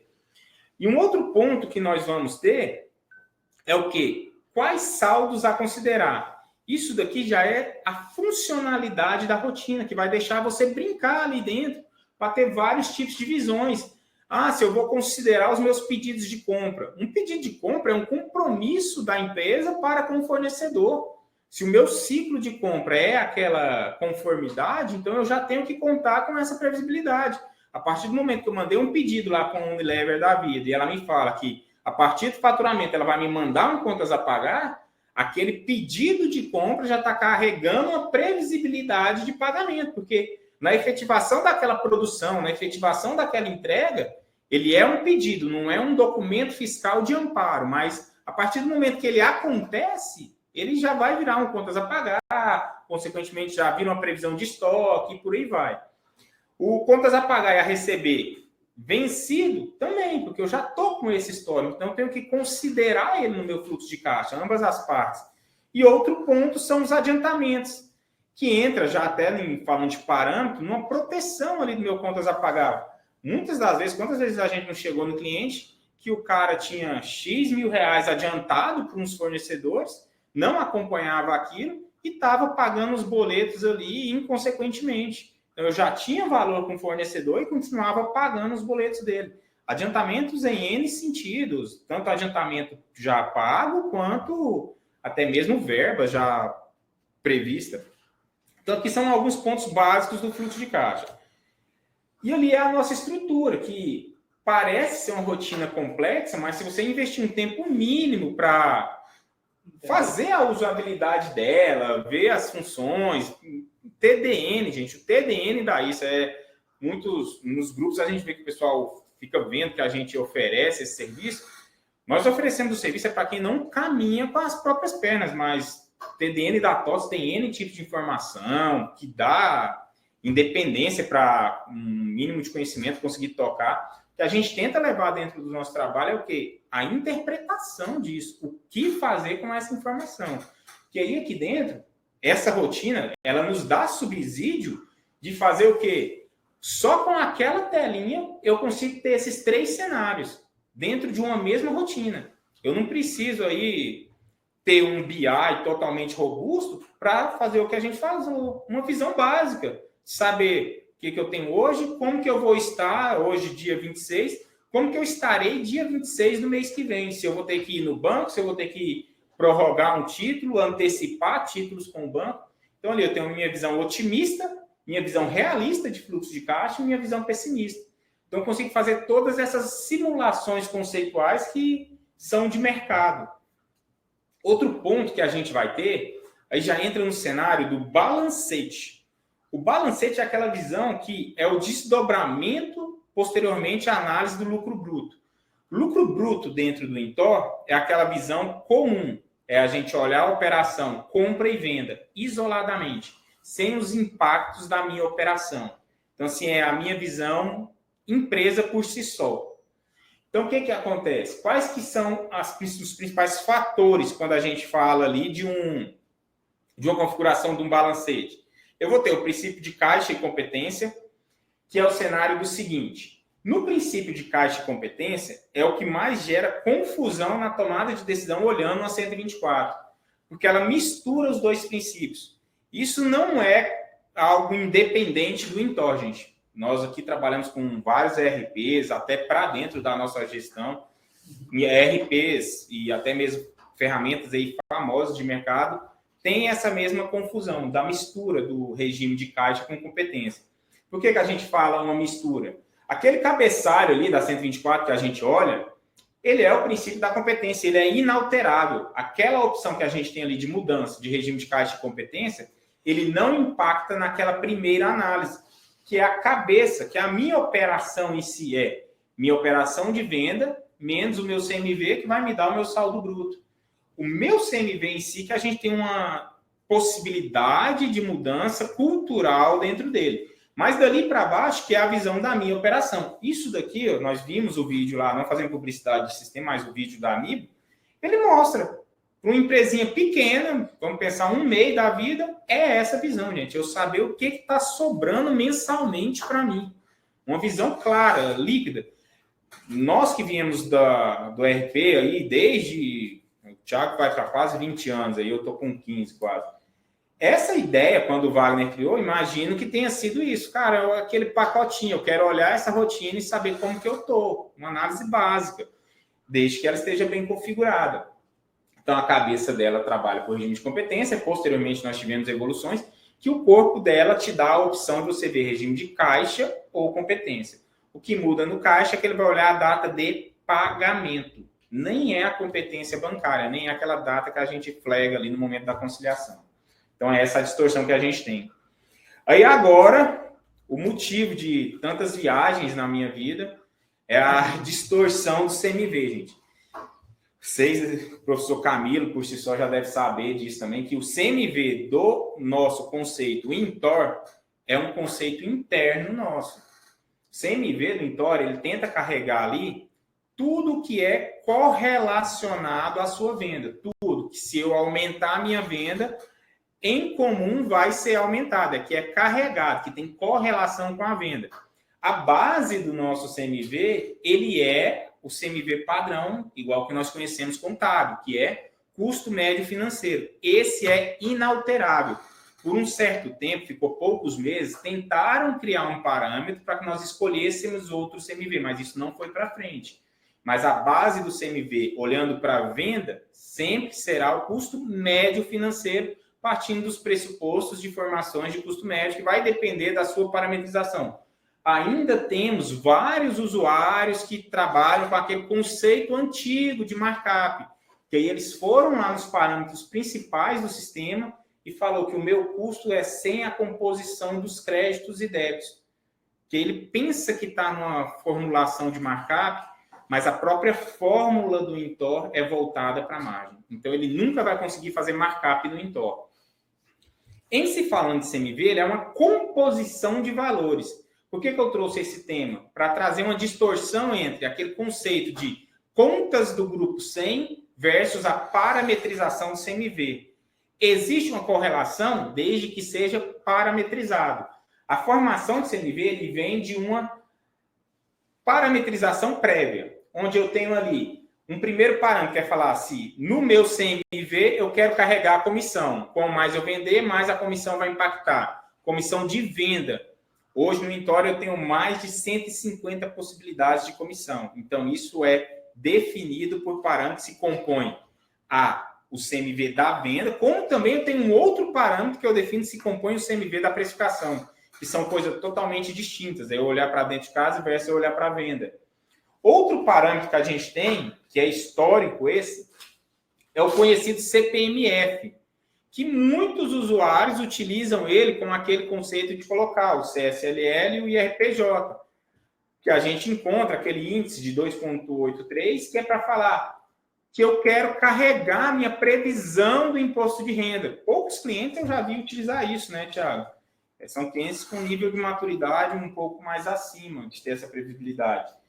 Aí já o que mais nos dá dor de cabeça, por conta de ser extremamente aberto e manual, é o CMV dos impostos, que é o quê? A minha configuração da tributação, que é aquele que eu coloco lá dentro da rotina 514, que é a correlação entre o ICMS líquido que eu vou pagar, mais o meu PIS e COFINS da configuração. Por isso que, por muitas das vezes, quando nós chegamos em algum cliente, ele tem uma dupla figura tributária, que é ICMS de 17 com PIS e COFINS, ICMS de 17 sem PIS e COFINS. Por quê? O meu CMV da venda vai alterar conforme o que acontecer da correlação dos impostos de composição. E aqui eu vou colocar o líquido, até mesmo com a redução de base. Então, aí é uma configuração manual. E um outro que é um motivo por muitos contadores que a gente vai, eu principalmente, o CMV do gerencial, ele nunca vai bater com o CMV contábil. Por quê? Todos os outros para trás aqui, eles são opcionais. Já a parte da substituição tributária, não. A substituição tributária, ela é default. Você não tem a opção de escolher sim ou não. Então, ela já compõe o CMV direto. E um outro que a gente tem é o frete. Então, aqui são tudo que é carregado pelo CMV. Então, se falando de um balancete, a gente já trouxe aqui toda a sua operação. Faturamento, sua operação de venda. Dali para baixo, gente, vai ser o quê? Acelera aí para mim, Thiago. Vai ser a sua correlação dos grupos de conta. Aí é a sua operação em si, que é quem não tem que pesar a sua empresa. Entrando ali, a configuração dos grupos de conta. Contas do grupo 100 tem que refletir aquelas parametrizações anteriores. E as demais contas, entre grupo 200 ao 900, é quem vai representar a sua despesa operacional. Quem carrega a sua variação ali do seu lucro bruto para o seu lucro líquido. É você encontrar, meio que dá aquela resposta, né? Vendi bem, agora para onde foi o meu dinheiro? Quem é que está me pesando aqui dentro? Aí está o motivo da gente implantar centro de custo, análise orçamentária e por aí vai. Seguindo ali, os parâmetros que envolvem a composição dos créditos, que a gente já falou. A opção do grupo 100, que é a composição do CMV, é a gente analisar quem você colocou para carregar no CMV e aquelas contas, ao momento que você for lançar o seu contas a pagar, ela tem que ser dentro de uma conta do grupo 100 para que não haja dupla correlação dentro da 124. Análise padrão de plano de contas. O grande problema nosso quando tem isso daqui é que, por muitas das vezes, o usuário faz algum tipo de alteração. Isso é default dentro do código, gente. O sistema, ele lê o código 200 a 900. Qualquer coisa fora disso, ele não lê. Então, um dos motivos da 124 não bater. Falando de grupo de contas ali, a gente tem algumas definições sistêmicas, que é para o impacto de onde vai cair o quê. Uma importante é a verba. Todas as contas. Hoje, com a verba multifilial, isso mudou, porque antigamente a gente tinha uma conta para cada operação de verba. Hoje, com a verba multifilial, você só tem as contas do grupo. Mas é importante a gente definir se a conta é verba e se a conta é investimento, porque muda toda a estrutura da 124 em relação a esse resultado. Que nas grandes operações de distribuição e atacado, a verba em si, a operação de verba, ela chega a carregar mais de 2% da lucratividade. Dentro do atacado distribuidor, que a gente trabalha ali com a média de 5 a 10, então é muita coisa. E aí a nossa estrutura da 124, que ali, da mesma forma que eu falei, de 139, a gente tem N parametrizações a qual vai impactar no resultado e na análise da 124. Quem vai compor o quê? Na parte dos parâmetros, a gente tem desde parametrizações travadas, que vão promover distorções desde a base, que é o CMV, até mesmo as distorções que vão promover diferenças ali na lucratividade líquida da análise da DRE. Falando de balanço patrimonial, aqui é o que o Thiago utilizou na época também, né, que foi criar o MyAudit. Pensa que você olhou para o BP aí e saiu explodindo, porque isso daqui é a base de qualquer trabalho que nós venhamos a fazer dentro da empresa em se falando de financeiro. Para eu ter um balanço patrimonial funcional, primeira coisa, implantar a conciliação bancária. Preciso olhar os meus saldos de caixa e banco. Outra opção, dependendo do ciclo da empresa, as operações de vale, que às vezes também pesa muito dentro da operação, que é o controle do dinheiro circulante dentro dos parceiros. Outro conceito que meio que é conceito do então, mas a gente já viu que em outros RPs que não tem ele, utilizam outros subterfúgios. O Intrós já traz isso default, que é o quê? O conceito das moedas transitórias. Da mesma forma que ele é positivo por ser um subterfúgio, ele é negativo para quem não sabe usar. E o processo assim, de grande impacto do nosso ecossistema, que é o processo de verbas, que impacta também diretamente no BP. Outro ponto que a gente tem são os créditos de cliente. Esse também é uma das grandes portas de entrada para possíveis fraudes dentro da nossa operação. Então, eu trouxe aqui para nós essas pontas que é o quê? São as bases entre as duas ferramentas, que é ativo e passivo ali, que são processos da operação. Não adianta chamar uma consultoria para falar que eu quero ter uma consultoria no meu balanço patrimonial, balancete e fluxo de caixa. A consultoria nunca vai ser num relatório. Eu vou olhar os processos que impactam nesses relatórios. Que aí não é o sentar numa mesa com o diretor e falar da rotina. É sentar com a análise tática e falar das operações que ele tem que gerir. Por fim, quando o cara já é mais maduro, ele começa a ter um olhar de desconfiança, da não confiabilidade da própria ferramenta, que é já um nível de maturidade um pouco maior, que existem processos dentro da operação que fazem com que o balancete versus o balanço patrimonial, dependendo dos processos que você utiliza, ele não bate por si só. Aí a gente começa a ter a necessidade de ir para uma ferramenta mais robusta, que é um Power BI, de olhar de forma mais macro essa operação. Que ali seria o quê? Na própria operação de baixa, com esse exemplo que eu dei. Você sabe que o seu CMV da 124 é uma formação. A baixa que eu tenho lá no meu patrimônio é pelo livro. Então, ali já tem uma distorção de cara. Baixa um valor pelo custo de reposição e o outro eu estou baixando pelo custo médio. Ali já tem uma distorção direta. No processo de fornecedor, esse é crônico até para a contabilidade, que na devolução, eu faço a devolução pelo valor de nota, contra custo médio. E ainda tem outros agravantes financeiros, que é o quê? Se eu pego uma devolução e falo que vou gerar um contas a receber, esse contas a receber de cliente ele não aparece na 117, porque foi uma origem de fornecedor, o fornecedor se tornou cliente. Mas isso prejudica todo o entorno, é uma operação totalmente equivocada quem utiliza esse processo. Porque até mesmo no nosso índice de inadimplência, ele vai promover uma distorção no caso de um atraso desse fornecedor, que é o que mais ocorre. E a própria saída de estoque, que baixam por custos diferentes. Então, aqui fecha as distorções. E ali é assim, ó, como que nós podemos te ajudar? Que é o trabalho que a gente faz dentro dessa operação, que é te entregando os próprios indicadores do entorte, transmitindo essa confiança. Esse é um entregável de controladoria. Aí agora a gente vai falar sobre o que esperar de um RP, né? Uma análise mais macro, né? Perfeito. Aqui na prática, eu tive aqui com o Alisson, foi dar um pouquinho, né, de um detalhamento da operação sob uma ótica, falando diretamente ali do RP, como configurar todas essas nuances do que está no CMV, do que não dá. E aí, para fechar esse ponto, né, a gente fala, tá, mas e aí, o que eu posso esperar do meu RP?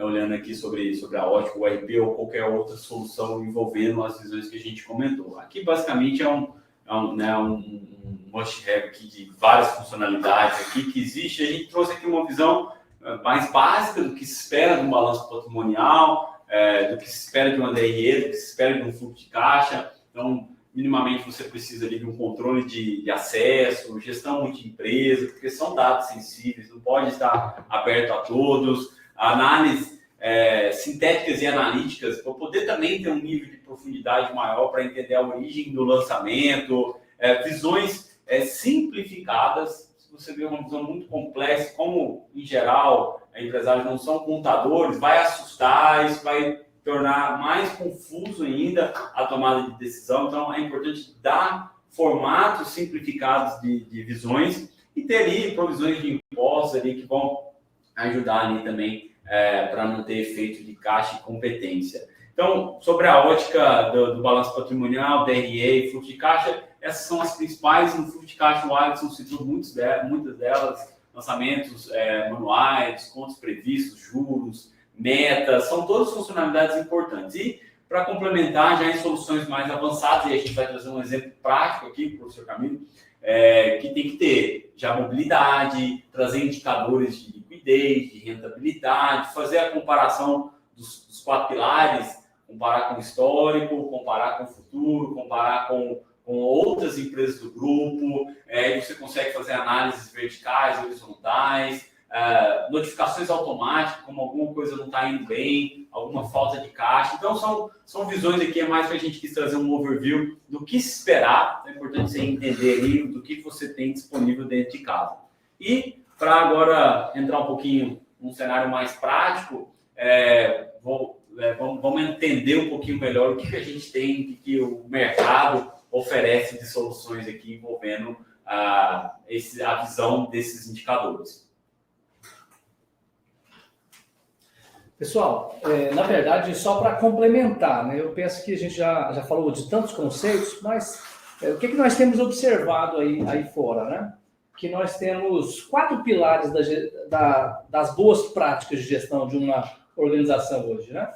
E que, por mais que nós estejamos falando de números, não dá para a gente esquecer que tudo acontece através das pessoas. Então, temos que ter um cuidado com o nosso time, se eles estão bem preparados para exercer a liderança. Então, gente é o primeiro pilar que nós temos que observar se nós queremos bons resultados, se nós queremos ter uma efetividade de ganhos. Um segundo pilar é o pilar dos processos, né? Então, vai vir aí, logo em seguida, a entrada aí, o pilar dos processos. Então, muitas das vezes, o RP não vai fazer milagre, né? Ele não organiza os processos de uma empresa. A empresa tem que se organizar seus processos e aí sim haverá uma aderência do RP se esses processos estiverem bem desenhados. Principalmente os processos finalísticos, né? Que é o processo de venda, que é o processo de logística, que vai culminar na entrega ao cliente, o processo financeiro, né? Nós temos que pagar as contas e receber as nossas contas, e assim por diante. O terceiro balizamento para uma boa gestão, uma boa prática de gestão, são as tecnologias. Não dá para a gente deixar de falar desse pilar importante, que são as tecnologias. BI está aí, dentro desse conjunto que nós chamamos de tecnologias, ERP também, Machine Learning também, Inteligência Artificial também. Então, é importante que nós tenhamos o pilar das tecnologias nos apoiando. E, consequentemente, se isso bem aplicado, vai haver uma resposta saudável ao lucro. E, por último, as boas práticas de governança. Muitas empresas precisam beber um pouco mais desse profissionalismo que a governança traz. Tá? E, para finalizar, em termos de direcionamento, né? O que nós vemos? Nós temos que ter um olho no planejamento, que é enxergar e desenhar um futuro. Nós temos que também trabalhar a questão das finanças bem geridas e também ter um cuidado com a gestão. Né? E nesse aspecto, nós temos aí o planejamento estratégico, nós não podemos abrir mão dele, né? Nós temos que ter o planejamento financeiro para poder trazer para nós essa qualidade de gestão do futuro que nós estamos construindo, né? E também essa liderança através das pessoas. Um outro aspecto importante é o aspecto das finanças. Eu tenho que ter uma boa gestão do meu fluxo de caixa, eu tenho que ter uma boa gestão da minha DRE, preciso ter uma boa gestão do capital de giro, todas as contas que compõem o capital de giro, né? E também um sistema de custeio bem alimentado. Eu penso que seja uma base importante. Né? Para finalizar, o nosso último slide, né, como é que nós aplicamos isso na gestão, tem que dar a entrada nos slides. Então, o que nós recomendamos aí? Que sempre se observe uma gestão através do comportamento dos fornecedores, aqueles que são parceiros e aqueles que não são parceiros. Se nós buscamos o lucro e o caixa, nós temos que ter parceiros que nos ajudam no lucro e no caixa. Quais parceiros que nos ajudam no lucro? É aqueles que nos vendem numa condição de você ter lucro. Muitos parceiros, ele não te deixa ganhar dinheiro. Ele ganha dinheiro e você não. Você faz um esforço enorme para vender o produto dele através da sua loja ou da sua unidade, seja uma distribuidora ou um atacado, né, ou um supermercado, e aí você troca 6 por meia dúzia. A margem de lucro é tendente a zero em alguns casos. Então, esses fornecedores, nós devemos tratá-los bem, lógico, mas aquela história do espaço reduzido dentro da empresa. Eu aumento o espaço dos fornecedores que me dão lucro e diminuo o espaço dos fornecedores que não me dão lucro. Um segundo aspecto são os compradores. O comprador é uma peça-chave dentro da empresa. Eu preciso ter compradores com ferramentas para que eles possam trabalhar bem, comprar tempestivamente. Comprar bem significa comprar em melhores condições, em preços melhores, sem deixar faltar, né? E sem atrapalhar o giro dos estoques. Então, comprar bem é um conjunto complexo de condutas que o comprador precisa executar. Um outro aspecto importante são os níveis de estoque. Eu não posso estocar demais porque é dinheiro parado em mercadoria. Então, nós temos que administrar bem os níveis de estoque de uma maneira que não fique parado e também não gere ruptura. Né? Outro aspecto importante é o giro da mercadoria. Uma coisa é o nível de estoque, a outra coisa é a intensidade que essa mercadoria gira dentro da empresa. Precisamos monitorar isso para ter um bom desempenho. Um outro aspecto é o faturamento. De onde vem? Eu tenho que olhar o faturamento por setores, ou por categoria, ou por departamento. Eu tenho que olhar o faturamento ao olhar do fornecedor. Quais fornecedores trazem o grande faturamento do negócio? Mais significativo, né, que nós chamamos de curva A. Né? Precisamos estar olhando a curva A do meu fornecedor, porque ele essa curva A é o que garante a operação mais robusta. Né? O outro aspecto é o faturamento. Esse faturamento tem que ser saudável. Não adianta eu faturar 18 milhões por mês e gastar 18 milhões e 50, né? Nós chamamos isso de monstro de comer dinheiro. A empresa já se tornou um monstro de comer dinheiro quando ela gasta mais do que ela vende, né? Então, a gente tem que ter cuidado com isso. O espaço físico, que é uma coisa tão importante, precisamos usar bem o espaço físico da empresa. Então, saber utilizar inteligentemente esse espaço, promovendo os fornecedores que são parceiros e reduzindo os espaços daqueles que não são. Outro aspecto importante é o dinheiro aplicado. Como é que está o dinheiro da empresa? Se nós pegássemos 100% do dinheiro da empresa, nós podemos olhar isso com o olhar do fornecedor, ou seja, do que eu tenho de dinheiro aplicado pelo fornecedor, ou pela categoria, ou pelo setor da empresa, né? E assim por diante. É uma maneira de você criar visões do seu negócio para te gerar insights de decisão.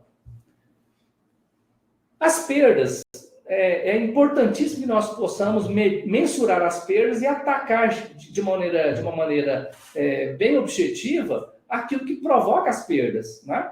Perda é um lugar onde vaza o lucro. Então, quanto mais eficiente é o meu processo de controle de perdas, mais eficiente é o meu processo de fazer o lucro ficar retido no negócio.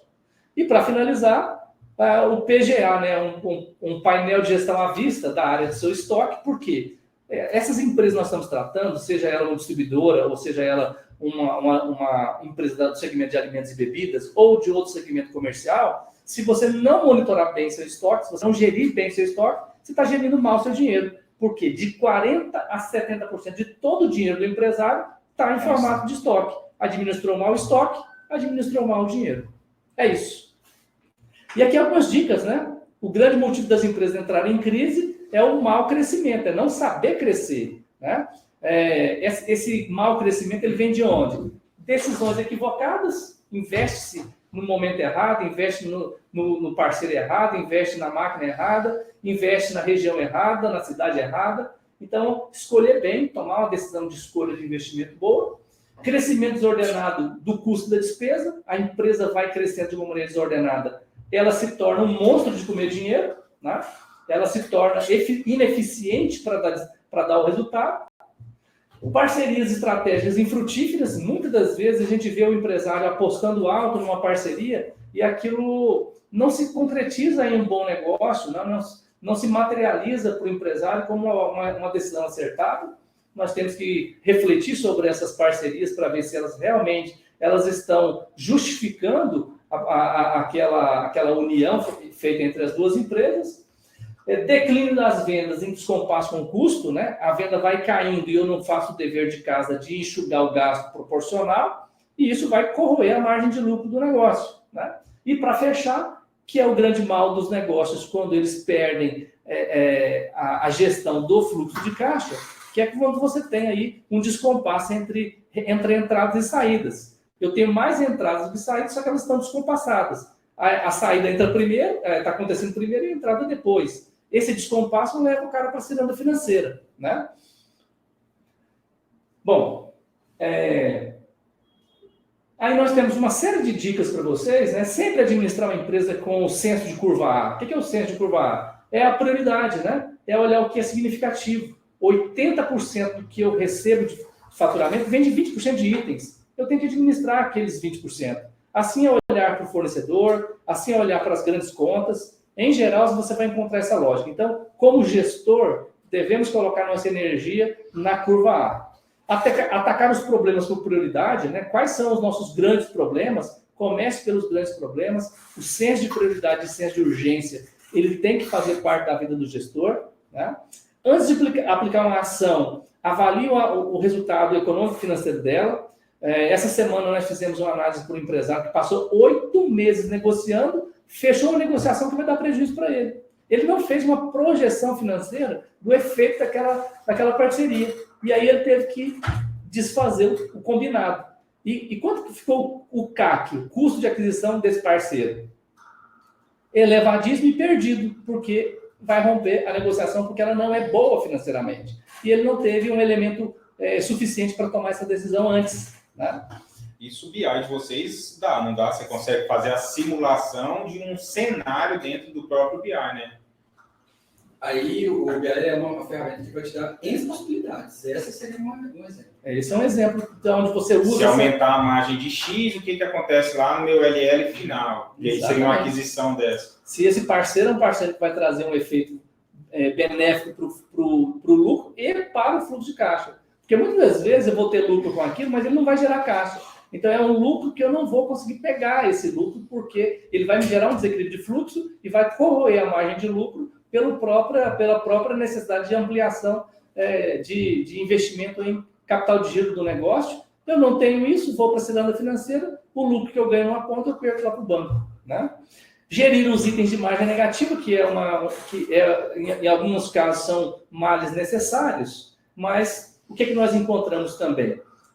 A má gestão desse mix, né? Os SKUs não são bem administrados, e aí nós não entendemos muito bem o nosso próprio negócio, e nós temos itens que dão prejuízo que nós não precisávamos tê-los dentro do nosso SKU. Então, nós temos aí que meio que fazer uma limpeza, né? Para você ter uma saúde no seu resultado. Por muitas das vezes, só pegando esse gancho seu, muitas das vezes, margem negativa em algum item no sistema é por falta de processo.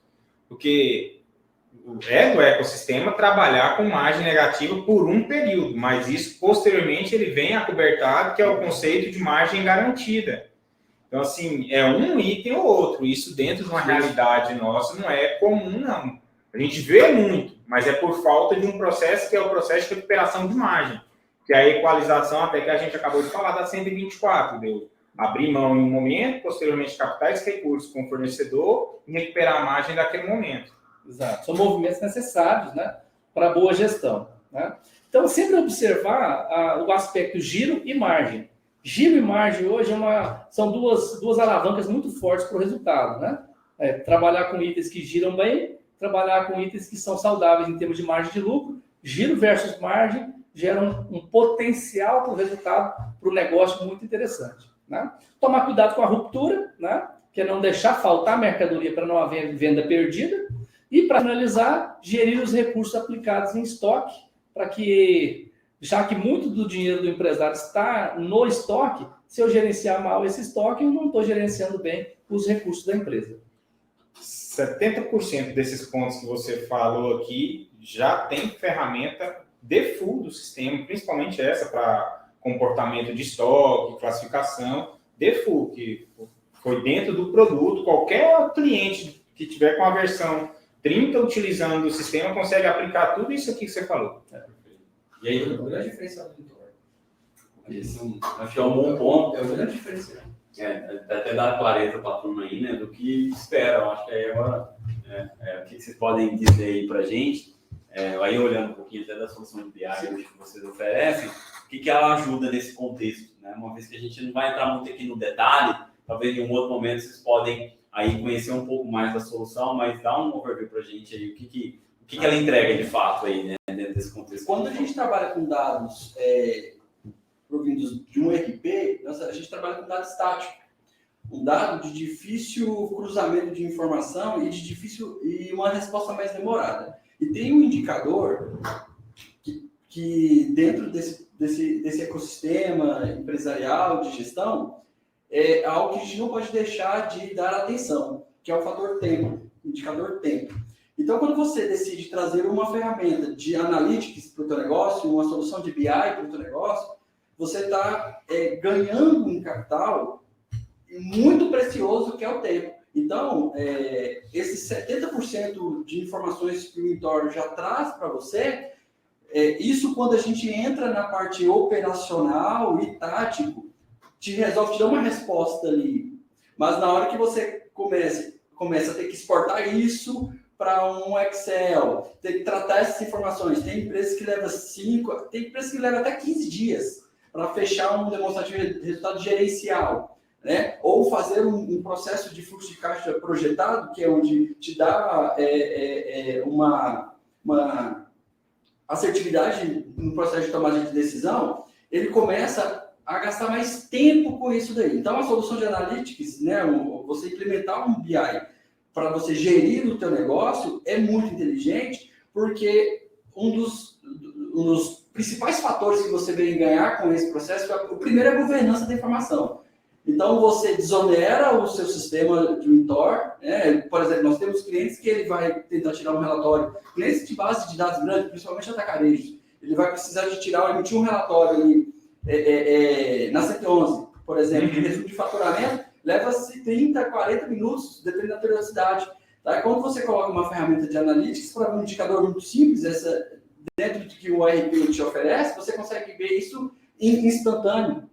Tá? De uma forma que você consegue comparar esse indicador com períodos anteriores, então a massa de processamento de dados é maior. Aí você ganha um negócio que chama governança da informação.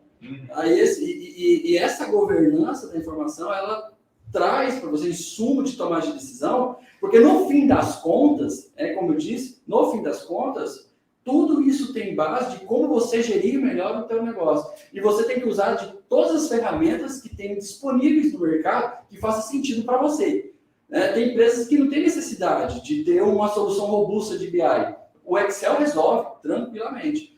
Então, você automatizar o processo de receber a informação já te dá tempo, segurança, porque o número já está validado, o número já está confiável. Então, e a informação importante, é crucial, ela tem que ser rápida. Porque se ela chega de forma tardia, você perde venda, por exemplo, na ruptura. Mas eu vejo uma grande diferença entre o trabalho de vocês, que vocês estão num oceano vermelho. Porém, dentro do que vocês entregam, é um oceano azul, porque de mercado eu tenho para 15 anos de Intel. Não existe uma ferramenta de BI que carregue a estrutura de BI desse jeito, nuvem independente por cliente, com o conceito de negócio, a controladoria ali dentro. É algo empacotado. O cara não está comprando um BI, ele está comprando inteligência de negócio. Ele está comprando que todo empresário quer, está comprando benchmark, ele já está comprando um negocinho pronto, plug and play. É isso que eu tenho que fazer no meu café da manhã. Exatamente. Assim, Alisson, o diferencial do nosso negócio é porque eu caminho nesse projeto de BI, eu sou um dos pioneiros de implementação de BI no Tor, né, há uns 10 anos atrás. Eu percebi algumas nuances de analytics que, cara, beleza, eu tenho uma solução, é igual ao RP. Cara, eu tenho um Intor aqui que faz o que ele promete fazer, ele faz. Mas se eu não tiver alguém que sustente isso, alguém que se adapta aos processos, que é o trabalho que vocês fazem, que é fazer essa consultoria processual dentro do Intor, o Intor não funciona. E para uma solução de analytics, ele não é diferente disso. Tá? Então, você ter uma solução de BI, muitas vezes você tem que falar assim, de verdade, você faz uma análise lá de desempenho comercial. Vamos aqui para algo simples. Nós, elétricos, somos capazes de falar assim, olha, cara, manda esse cara desse comercial embora. Você está vendo essa pessoa aqui que tem lá no seu financeiro? Tira ela desse seu financeiro e põe ela, porque ela não tem perfil financeiro, ela tem perfil comercial. Isso tudo tem a ver com inteligência de negócio, perfil comportamental, análise de dados e tudo mais. Bom, e o que a gente gosta de entregar no fim das contas é a governança da informação sustentada, de uma forma que você venha confiar que ela fica disponível para você, a automatização dos indicadores. Então, por exemplo, eu quero ver o meu EBITDA agora pelo celular, eu quero estar acompanhando campanhas comerciais, e você usa de tecnologias para isso, e as ferramentas de BI, ela traz essas possibilidades. Tanto que as soluções que a gente entrega, tudo como um serviço, então não há uma aquisição de software, a gente usa várias ferramentas de analytics, não é só uma. A camada de apresentação que a gente utiliza, por exemplo, é o Power BI, mas nós utilizamos outras ferramentas de processamento de dados em memória, processamento de dados para machine learning e inteligência artificial. A gente usa sistemas de computação clusterizados para fazer a parte de processamento de dados em tempo real. Então, são N ferramentas que a gente utiliza para entregar. Para quê? Para que faça o maior sentido do nosso serviço dentro de uma solução de analytics, essa automação de informação. Então, o cara está ali, abre o dashboard e ele vê o indicador, mas o principal, e que é o mais importante de todos, o apoio no processo de tomada de decisão. Tá? E isso tudo é entregue como serviço, não é uma aquisição de tecnologia, uma aquisição de software. Deixa que a gente tem um monte de tecnologia disponível no mercado e nós somos expertos em utilizar essas ferramentas para apoiar as pessoas que precisam. Para isso. É aquele tema básico da pós que o senhor dava, né? É a parte do diagnóstico. Aquele relatório, às vezes, assim, o que é levado para o empresário, porque o nosso histórico dos empresários nesse ramo de atividade é aquele cara, ainda estamos nessa geração agora que está fazendo um rollout dela, né? O cara que começou com um carrinho de feira, depois uma Kombi, hoje é esse depósito aí de 20 mil metros quadrados. Então, assim, até o que olhar é o que ele está ambicioso a ter, sabe? O que eu tenho que olhar para saber se eu estou indo bem? O que eu tenho que olhar para saber da minha saúde do contas a receber? Que é até essa falta de... Alisson, só para impressioná-lo, E você vai falar assim, talvez não impressione não porque você está inserido dentro desse contexto, mas é muito comum nós chegarmos de empresários, diretores, falar assim, eu entendi a importância de uma solução de analytics. Cara, mas é o seguinte, eu não sei o que eu quero, mas eu quero.